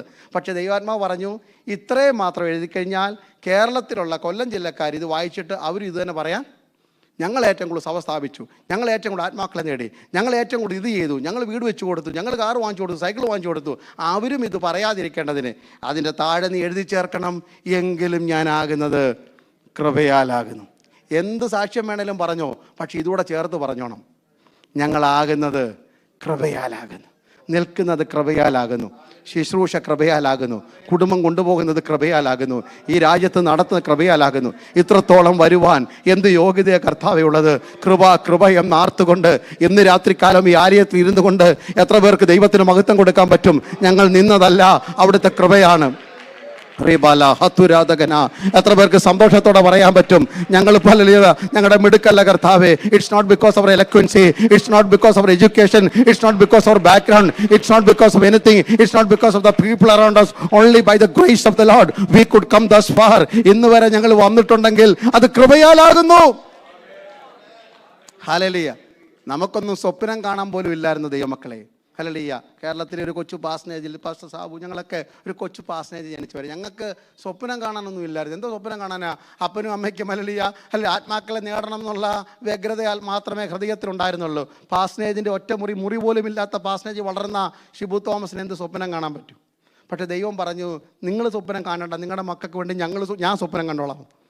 നിങ്ങൾക്ക് വേണ്ടി നിങ്ങളല്ല, ദൈവമാണ് സ്വപ്നം കാണേണ്ടത്. നമ്മുടെ അമേരിക്കൻ ഡ്രീം അല്ല ദൈവമക്കളെ. നമ്മുടെ കുഞ്ഞുങ്ങളെക്കുറിച്ച് നമുക്കല്ല സ്വപ്നം, എന്നെക്കുറിച്ച് എൻ്റെ ദൈവത്തിനൊരു സ്വപ്നമുണ്ട്. എൻ്റെ തലമുറയെക്കുറിച്ച് എൻ്റെ ദൈവത്തിനൊരു സ്വപ്നമുണ്ട്. അത് എൻ്റെ മേൽ ചൊരിഞ്ഞ ദൈവസ്നേഹത്തിൻ്റെ പേരാ ദൈവകൃപ. ഇന്ന് രാത്രികാലം ഇവിടെ ഇരിക്കുന്ന ഇരിപ്പിൽ നിറഞ്ഞ കണ്ണുകളോടല്ലാതെ ആർക്കും പ്രഖ്യാപിക്കാൻ കഴിയത്തില്ല, I am what I am only by the grace of God. ഞാൻ ആകുന്നത് കൃപയാലാകുന്നു. ഒരു ദിവസം 10 പ്രാവശ്യം പറഞ്ഞാൽ നമ്മിലെ അഹങ്കാരി തലതായും, 10 പ്രാവശ്യം പറഞ്ഞാൽ നമ്മിലെ ശാഠ്യം പുറത്തു പോകും. ഇത് 10 പ്രാവശ്യം ഏറ്റു പറഞ്ഞാൽ നമ്മിലുള്ള കോപം പുറത്തു പോകും. ഇത് 10 പ്രാവശ്യം പറഞ്ഞാൽ നമ്മുടെ അസൂയ പുറത്തു പോകും. ഞാനാകുന്നത് കൃപയാലാകുന്നു. Hallelujah, hallelujah. എന്തെങ്കിലും ആയിട്ടുണ്ടെങ്കിൽ അത് കൃപയാലാണ്. കൃപ എന്ന് ആർത്തുകൊണ്ട് ജീവിക്കുന്ന ഒരു ആത്മീയ ജീവിതത്തിനായി എത്ര പേര് ഇന്ന് രാത്രി കൊതിക്കുന്നുണ്ട്? Praise the Lord. പൗലോസ് പറയുന്നത് ഞാൻ റോമപ്പൗരൻ്റെ അഭിമാനമാണ്. കാരണം തന്നെ പടയാളി വാറുകൊണ്ട് ബന്ധിക്കുമ്പോൾ പടയാളിയോട് പറഞ്ഞു, സഹസ്രാധിപൻ്റെ ചെവിയിലെത്തിയ വാർത്തയാ, റോമാ പൗരനായി എന്നെ വിചാരണ കൂടാതെ ബന്ധിക്കുന്നത് ശരിയാണോ? അപ്പം റോമാ പൗരത്വം എന്നൊക്കെ പറയുന്നത് പൗലോസിനൊരു കാലത്ത് അഭിമാനമായിരുന്നു. പക്ഷെ കാലപ്പഴക്കത്തെങ്കിൽ ശുശ്രൂഷയുടെ 3.5 പതിറ്റാണ്ട് കഴിഞ്ഞപ്പോൾ ഇപ്പോൾ പൗലോസ് പറയുകയാണ്, സ്തോത്രം, എനിക്ക് പ്രശംസിപ്പാൻ ഒത്തിരി കാര്യങ്ങളുണ്ട്. 8-ാം നാൾ വിശദീകരണത്തിന് സമയമില്ല. 8-ാം നാൾ ജനിച്ചവനാണ്, ഇസ്രായേൽ ജാതിക്കാരൻ, ബെന്യാമിൻ ഗോത്രക്കാരൻ, അല്ലെ ന്യായപ്രമാണം സംബന്ധിച്ച് പരീശൻ, ന്യായപ്രമാണത്തിലെ നീതി സംബന്ധിച്ച് നിഷ്കളങ്കൻ, അല്ലെ ശുഷ്കാന്തി സംബന്ധിച്ച് സഭയെ ഉപദ്രവിച്ചവൻ, എബ്രായൻ ജനിച്ച എബ്രായൻ. ഇതൊക്കെ എൻ്റെ പ്രശംസാ വിഷയമായിരുന്നു. പക്ഷേ യേശുവിനെ അറിഞ്ഞപ്പോൾ, 3 ഫിലിപ്പിയർ 3:8, because of the excellency of the knowledge of Christ, ക്രിസ്തുവിനെ കുറിച്ചുള്ള പരിജ്ഞാനം എൻ്റെ അകത്തോട്ട് കയറിയപ്പോൾ, യേശുവിനെ അറിഞ്ഞു തുടങ്ങിയപ്പോൾ, യേശുവിനെ കുറിച്ചുള്ള അറിവ് എൻ്റെ തലയ്ക്കകത്തോട്ട് കയറിയപ്പോൾ, യേശുവിനെ കുറിച്ചുള്ള വെളിപ്പാട് എൻ്റെ ഹൃദയത്തിൻ്റെ മാംസപ്പലകയിൽ ഇറങ്ങിയപ്പോൾ ഞാൻ തീരുമാനിച്ചു. 3 രീതിയിലാണ് പൗലോസ് തൻ്റെ അഭിമാനത്തെ, തൻ്റെ പ്രശംസയെ, തൻ്റെ പുകഴ്ചയ്ക്ക് വിലയിട്ടത്. 1-ാം ഘട്ടം, പ്രൈസ് ദി ലോർഡ്, 3-ാം അധ്യായത്തിൻ്റെ 7-ാം വാക്യം, ഫിലിപ്പിയർ 3:7. ഞാൻ ലാഭമായിരുന്നതൊക്കെ, എന്താ അതിൻ്റെ അർത്ഥം ദൈവമക്കളെ? ലാഭം ചെയ്തതെന്ന് എണ്ണിയാൽ മുതൽ മുടക്കിനെ ക്യാപിറ്റൽ ഞാൻ തൊടത്തില്ല. പിന്നെ എന്ത് മാത്രം? പ്രോഫിറ്റ് ഞാൻ വേണ്ടാന്ന് വെച്ചു. ഇനിയും തൊട്ട് എന്ത് വേണ്ട? ഇത് പറഞ്ഞിട്ടുള്ള, പക്ഷെ പാരമ്പര്യം ഞാൻ വിടത്തില്ല, റോമാ പൗരൻ ഞാൻ പറയും, ഇതൊക്കെ ഞാൻ പറയും. പക്ഷെ അത് മാത്രം ലാഭമൊന്നും വേണ്ട. ലാഭം ഛേദമെന്ന് എണ്ണി, ഇതൊക്കെ നമുക്കും പറ്റും. ഇനി ലാഭം വേണ്ട. പക്ഷെ ഇച്ചിരൂടെ മുന്നോട്ട് പോയപ്പോൾ 8-ാം വാക്യത്തിലേക്ക് വരുമ്പോൾ എന്താ പറഞ്ഞത്? ക്രിസ്തുവിനെക്കുറിച്ചുള്ള പരിജ്ഞാനത്തിൻ്റെ ശ്രേഷ്ഠത നിമിത്തം, സ്പിരിച്വൽ പ്രോഗ്രഷൻ ഞാൻ പറയുന്നത്. 2 ഹല്ലേലൂയ, എല്ലാം ഛേദമെന്ന് എണ്ണാൻ തുടങ്ങി. ഇപ്പോൾ എല്ലാം നഷ്ടമാണ്. പക്ഷെ ഇപ്പോഴും അതെന്ത് കിടപ്പുണ്ട്? ആലുംമൂട്ടിലും പുളിമൂട്ടിലൊക്കെ ഇപ്പോഴും അവിടെ കിടപ്പുണ്ട്. പക്ഷേ അതിൻ്റെ മേളിൽ വെച്ച് കെട്ടിയതെല്ലാം നഷ്ടം അല്ലേ? അത് അവിടെ കിടന്നോട്ടെ, അത് തൊടത്തില്ല. പക്ഷെ പിന്നെ അങ്ങോട്ട് മുന്നോട്ട് പോയി. അതിൻ്റെ 11-ാം വാക്യത്തിലേക്ക് വരുമ്പോൾ, 8:11 വരുമ്പോൾ, ഹല്ലേലൂയ, എനിക്കിനി യേശുവിനെ അറിയാം. എൻ്റെ പ്രശംസാ വിഷയം മാറിയിട്ട് അവനെ അറിയണം, അവനിൽ ഇരിക്കണം, അവൻ്റെ കഷ്ടങ്ങളുടെ കൂട്ടായ്മ അനുഭവിച്ചറിയണം, അവൻ്റെ പുനരുത്ഥാനത്തിൻ്റെ ശക്തി അറിയണം. ഇങ്ങനെ വല്ല വിധേനയും മണ്ണ് വിട്ട് പോകേണ്ടവനാണെന്നുള്ള ബോധ്യം വന്നപ്പോൾ, മരിച്ചവരുടെ എന്നുള്ള പുനരുത്ഥാനം പ്രാപിക്കണം, അതിക്കുറഞ്ഞതെല്ലാം മണ്ണിലുള്ള മോഹങ്ങളാണെന്നറിഞ്ഞപ്പോൾ എല്ലാം ഉപേക്ഷിച്ച് ഇപ്പം എന്താ നന്നാൻ തുടങ്ങി? I count it as A rubbish. ഇതുവരെ ഞാൻ നഷ്ടമെന്ന് എണ്ണിയിട്ടുള്ളൂ പലതും. ക്രിസ്തു നിമിത്തം ഒത്തിരി നഷ്ടം സഹിച്ചു. ഞാൻ നല്ല ജോലി രാജിവെച്ചിട്ടാണ് സുവിശേഷ വേലയ്ക്ക്. അപ്പം സുവിശേഷ വേല അതിനെക്കാട്ടി കുറഞ്ഞ് ജോലിയാണ്. ഇതൊക്കെയാണ് നമ്മൾ ഈ ലാഭം ചെയ്തോ എന്നുള്ളതിൻ്റെ അർത്ഥം മനസ്സിലാകുന്നത്. ഞാൻ അല്ലെങ്കിൽ സൗദിയിൽ വലിയൊരു ജോലിയിൽ ഇരിക്കുമ്പോഴാണ് ദൈവശബ്ദം കേട്ടിട്ടാണ് ഞാൻ നോർത്ത് ഇന്ത്യയിലേക്ക് പ്രൈസ് ദി ലോർഡ്. ദൈവമക്കളല്ലേ, അമേരിക്കൻ പ്രസിഡന്റ് ജോ ബൈഡൻ വന്നിട്ട് ഞാനല്ലേ കമ്പനിയുടെ CEO ആയിരുന്നു, അത് കളഞ്ഞിട്ടാണ് ഞാൻ പ്രസിഡൻ്റായെന്ന് പറഞ്ഞുകൊണ്ടിരിക്കുന്നത്. ഹല്ലേലൂയ. സുവിശേഷ വേല പോലൊരു അഭിമാനമുള്ള വേല, അത്ര ഉന്നതമായൊരു ജോലി, കർത്താവിനെ കണ്ടുമുട്ടിയത് പോലൊരു ഭാഗ്യം, മണ്ണിൻ്റെ മകൻ സ്വർഗീയ മകനായത്, പാപത്തിൻ്റെ ദാസനായിരുന്നവൻ നീതിയുടെ ദാസനായത്, ഹല്ലേലൂയ, ആണ്ടുപോകുന്ന ചെളിക്കുണ്ടിൽ കിടന്നവൻ ദൈവരാജ്യ പ്രവേശത്തിന് യോഗ്യനായത്, ഇതിൽ പരം ഭാഗ്യമുണ്ടോ? ഹല്ലേലൂയ. ലാഭമായിരുന്നത് ഛേദമെന്നെണ്ണിയ ഒരു കാലഘട്ടം, എല്ലാം ഛേദമെന്നെണ്ണിയ ഒരു കാലഘട്ടം. പക്ഷേ ഇപ്പോൾ പറയുകയാണ്, I count it everything as rubbish. Hallelujah. എൻ്റെ പുനരുത്ഥാനത്തിൻ്റെ വിഷയം വന്നപ്പോൾ, ഈ മണ്ണ് വിട്ടു പോകേണ്ടവനാണെന്ന വെളിപ്പാട് അകത്ത് കയറിയപ്പോൾ ഞാൻ ഇതിന് വിലയിട്ടു, ഇത് ഗാർബേജാണ്. Praise the Lord. It's an abomination. എനിക്കിതല്ല വാട്ട് വി കോൾ അറപ്പായിട്ട് തോന്നുന്നു. സഭ്യമല്ലാത്തൊരു ഭാഷയെ പറഞ്ഞേ ഒക്കത്തുള്ളൂ. കാരണം നമ്മൾ ഈ നമ്മുടെ കാര്യങ്ങൾ ഒത്തിരി പറഞ്ഞുകൊണ്ടിരുന്നാൽ ദൈവത്തിനത് അറപ്പാകുന്നു. പുറത്ത് പോയി പറയത്തില്ലെങ്കിൽ ഞാൻ പറയാം, ഓൺലൈൻ ഉണ്ടെന്നും എനിക്കറിയാം, എങ്കിലും കേൾക്കാൻ വേണ്ടി പറയാൻ ശ്രദ്ധിക്കണം. എന്താണ് ഈ അറപ്പ്? പഴയ നിയമത്തിലുണ്ട്, നിങ്ങൾ ബാഹ്യത്തിന് പോകുമ്പോൾ നിങ്ങളുടെ കയ്യിലൊരു പാരയുണ്ടായിരിക്കണം. എന്തിനാണ്? നിങ്ങളുടെ വിസർജ്യം മറച്ചു വെക്കാൻ വേണ്ടി. ഞാൻ നിങ്ങളുടെ പാളയത്തിലൂടെ അടക്കുമ്പോൾ അശുദ്ധി കണ്ടാൽ ഞാൻ നിങ്ങളെ വിട്ടുപോകും, അതെനിക്ക് അറപ്പാകുന്നു.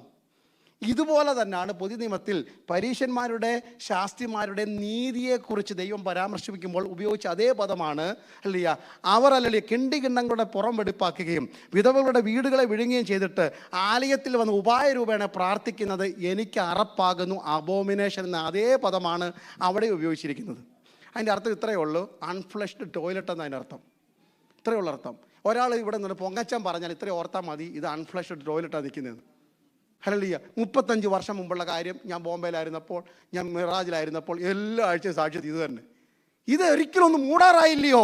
ഇന്ന് പിടിച്ചത് ദൈവത്തിൽ നിന്ന് പ്രാപിച്ച വെളിപ്പാടുകൾ, ജീവിതത്തിന് വന്ന മാറ്റങ്ങൾ, സ്വഭാവത്തിന് വന്ന രൂപാന്തരം, യേശുവിന് വേണ്ടി ഒരാളെ നേടിയത്, കൃപയിലായതിനു ശേഷം ദൈവം എനിക്ക് വരുത്തിയ മാറ്റങ്ങൾ, ഇതല്ലേ പറയേണ്ടത്?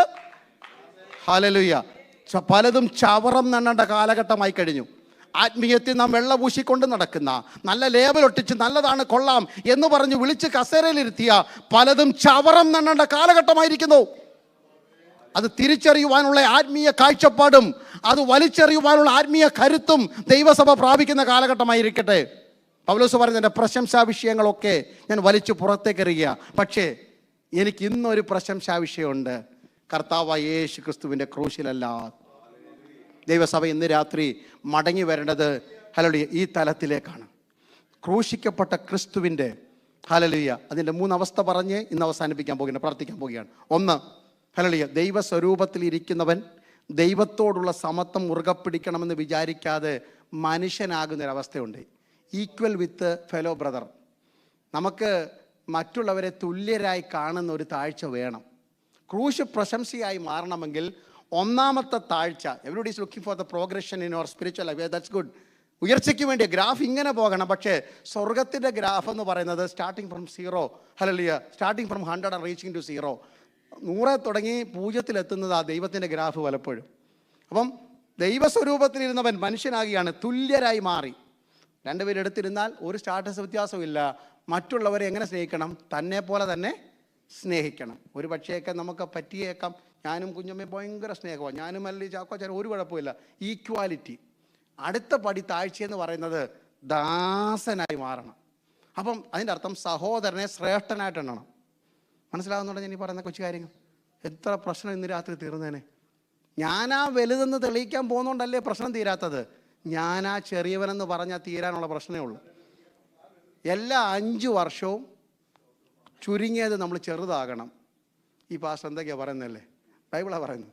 മിനിമം എല്ലാ കോൺഫറൻസിനും പറയുക, അപ്പോസ്തലനായ പൗലോസ് every 5 years he used to make a renewal in his spirituality. 1 കൊരിന്ത്യർ 15-ാം അധ്യായത്തിൻ്റെ 9-ാം വാക്യം എഴുതുമ്പോൾ പൗലോസിന് 55 വയസ്സ്.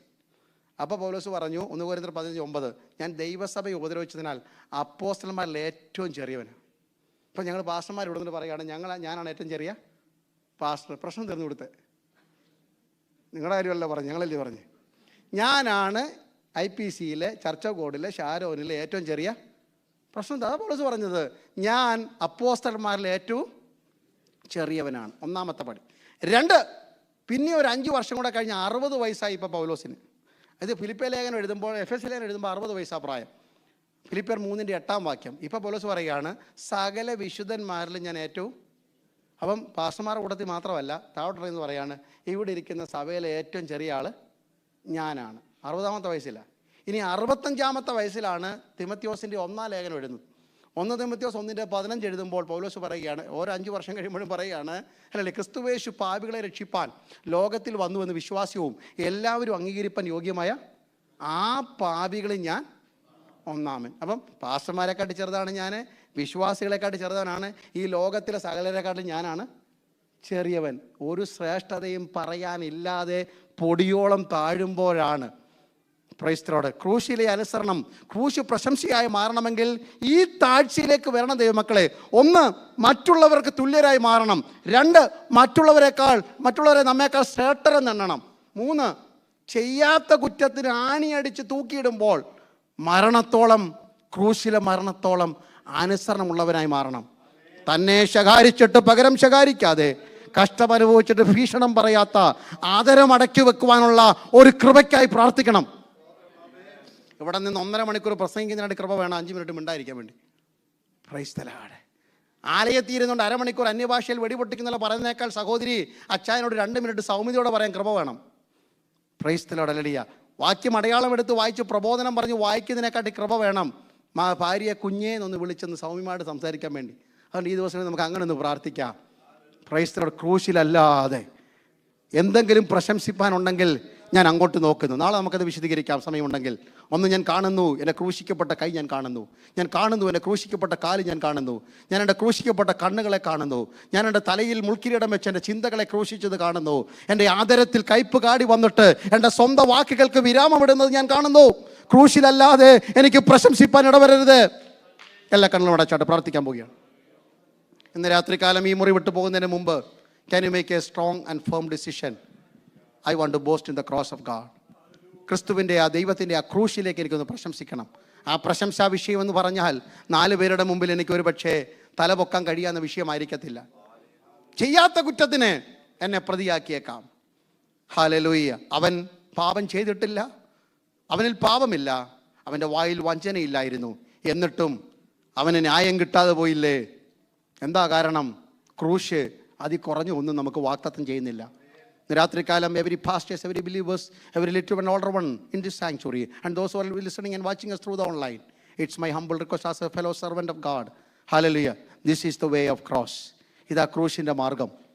കർത്താവേ, എൻ്റെ ആദരം അടക്കുവാൻ ഒരു കൃപയ്ക്കായി പ്രാർത്ഥിച്ചാട്ട്. ഹല്ലേലൂയ. ചങ്ക് കുത്തി തുളയ്ക്കുന്ന വേദനയാണ് എനിക്ക്. പക്ഷെ കുന്തത്താൽ ചങ്ക് കുത്തി തുളയ്ക്കുമ്പോഴും മൗനമായിരിക്കുന്ന ക്രിസ്തുവാണ് എൻ്റെ ക്രൂശിൻ്റെ പ്രശംസ എന്ന് പറയുന്നത്. ഹല്ലേലൂയ. മുഖത്തെ രോമം പിച്ചിപ്പറിച്ച് എൻ്റെ തേജസ് വലിച്ചു വാരി കീറിക്കളഞ്ഞ് എൻ്റെ മുഖത്ത് തുപ്പി ആക്ഷേപിക്കുമ്പോഴും ഹല്ലേലൂയ മുമ്പിൽ വെച്ച സന്തോഷം ഓർക്കുന്ന ആ ആത്മീയ ദർശനമാ ക്രൂശിൻ്റെ സന്ദേശം എന്ന് പറയുന്നത്. ഹല്ലേലൂയ. കണ്ണ് കെട്ടിത്തള്ളി കന്നത്തടിച്ച് കവിൾത്തടങ്ങൾ കനീഭവിച്ചും മുഖത്തെ മാംസങ്ങൾ അടർന്നു മാറി വിരൂപമായി മാറി നിൽക്കുമ്പോഴും ഒരു വാക്ക് പോലും ഉച്ചരിക്കാതിരിക്കുന്ന ആ സ്വഭാവമാ ക്രൂശിലെ പ്രശംസ എന്ന് പറയുന്നത്. ഇന്ന് രാത്രി നമുക്ക് പറയാൻ പറ്റുമോ? മടങ്ങിപ്പോകുമ്പോൾ എനിക്ക് കർത്താവായ യേശു ക്രിസ്തുവിൻ്റെ ക്രൂശിലല്ല. ഹല്ലേലൂയ. ക്രൂശിൽ കൂടെ ലഭിച്ച സൗഖ്യത്തിനായി സ്തോത്രം. ശരി, അടിപ്പിണറുകളാൽ എനിക്ക് സൗഖ്യമുണ്ട്, നല്ല കാര്യം. എൻ്റെ കർത്താവ് കഷ്ടം സഹിച്ചത് കൊണ്ടല്ലേ. കഷ്ടം സഹിക്കാത്ത ഞാൻ നിമിത്തം മറ്റുള്ളവരാൾക്ക് എങ്ങനെ വിടുതലുണ്ടാകും? I'm ready to suffer for the kingdom of God. ദൈവരാജ്യത്തിന് വേണ്ടി കഷ്ടം സഹിപ്പാൻ ഇന്ന് രാത്രി എന്നെ സമർപ്പിക്കുന്നു എന്ന് എത്ര പേര് പ്രാർത്ഥിക്കും? ഞാനത് പേടിപ്പിക്കാൻ പറഞ്ഞതല്ല. സുവിശേഷത്തിനു വേണ്ടി രക്തം ചിന്തിക്കൊടുത്ത ഒരു സമൂഹത്താൽ വാർത്തെടുക്കപ്പെട്ടതാണ് ദൈവസഭ എന്ന പ്രസ്ഥാനം. ഈർച്ചവാളിനാണ് അറുക്കപ്പെട്ടവർ നമുക്ക് മുമ്പിലുണ്ട്. ജടയാടുകളുടെയും കോലാളുകളുടെയും തോൽ ധരിച്ചവർ നമ്മുടെ മുമ്പിലുണ്ട്. Price the Lord. ആടിൻ്റെ തോലിനകത്ത് ചുറ്റിക്കെട്ടി വെയിലത്തിട്ടുണങ്ങി അസ്ഥികൾ പൊടിഞ്ഞ് ഹല്ലേലൂയ ചാരം പോലെ ആയിത്തീർന്ന ഭക്തന്മാരുണ്ട്. തീക്കകത്ത് വലിച്ചെറിയാൻ പറ്റിയ പോലെ കരിഞ്ഞുപോയ ഭക്തന്മാരുടെ വിശ്വാസ സമൂഹത്തിൻ്റെ സാക്ഷികൾ ചുറ്റുമുണ്ടെന്നേ. അവിടെ കെട്ടിപ്പൊക്കിയ സഭയാണ് ദൈവസഭ. ആ ദൈവസഭയിൽ ഒരു അംഗമായി മാറിയെങ്കിൽ ഇന്ന് രാത്രി ക്രിസ്തുവിലുള്ള ഭാവം തന്നെ നമ്മിലും ഉണ്ടായിരിക്കട്ടെ. ഈ മുറിവ് പുറത്തിറങ്ങുമ്പോൾ the message which I preach tonight may not excite you, but I know it's going to examine you. ഇന്ന് രാത്രികാലം നമ്മെ തന്നെ ഒന്ന് പരിശോധിപ്പാൻ ഒരു നിമിഷം എടുത്താട്ടെ. ഇന്ന് രാത്രി എൻ്റെ ഒരു രോഗവും സൗഖ്യമായില്ലെങ്കിലും, ഞാൻ പ്രാർത്ഥിച്ച ഒരു പ്രാർത്ഥനയ്ക്ക് മറുപടി കിട്ടിയില്ലെങ്കിലും, ക്രിസ്തുവിൻ്റെ നിന്ന വലിയ ധനമെന്നെണ്ണുന്ന ഒരു കാഴ്ചപ്പാടിലേക്ക് എൻ്റെ അകക്കണ്ണുകൾ തുറക്കണമേ എന്ന് എത്ര പേര് പ്രാർത്ഥിക്കും? ഹല്ലേലൂയ. ഒരു നിമിഷം പ്രാർത്ഥിച്ചു. സ്വർഗീയ പിതാവേ, ജനത്തെ അനുഗ്രഹിക്കുന്നു. അപ്പോസ്തലനായ പൗലോസ് പറഞ്ഞതുപോലെ, കർത്താവായ യേശു ക്രിസ്തുവിൻ്റെ ക്രൂശിലല്ലാതെ ഞങ്ങൾക്ക് പ്രശംസിപ്പാൻ ഇടവരരുത്. അവനാൽ ലോകം എനിക്കും ഞാൻ ലോകത്തിനും ക്രൂശിക്കപ്പെട്ടെന്ന് പറയുന്ന ഒരു കർത്താവെ, ഒരു ആത്മീയ അവസ്ഥയിലേക്ക് വിടേണ്ടതിനെ വിടുവാൻ, വെറുക്കേണ്ടതിനെ വെറുക്കുവാൻ, ആലിംഗനം ചെയ്യേണ്ടതിനെ ആലിംഗനം ചെയ്യുവാൻ, പുത്തൻ കാഴ്ചപ്പാടോടെ ദിവസങ്ങളാകുവാൻ ദൈവസഭകളെ സഹായിക്കണം. അതിനാൽ ഞങ്ങളെ വിനയപ്പെടുത്തുന്നു, യേശുവിൻ നാമത്തിൽ തന്നെ ആമേൻ.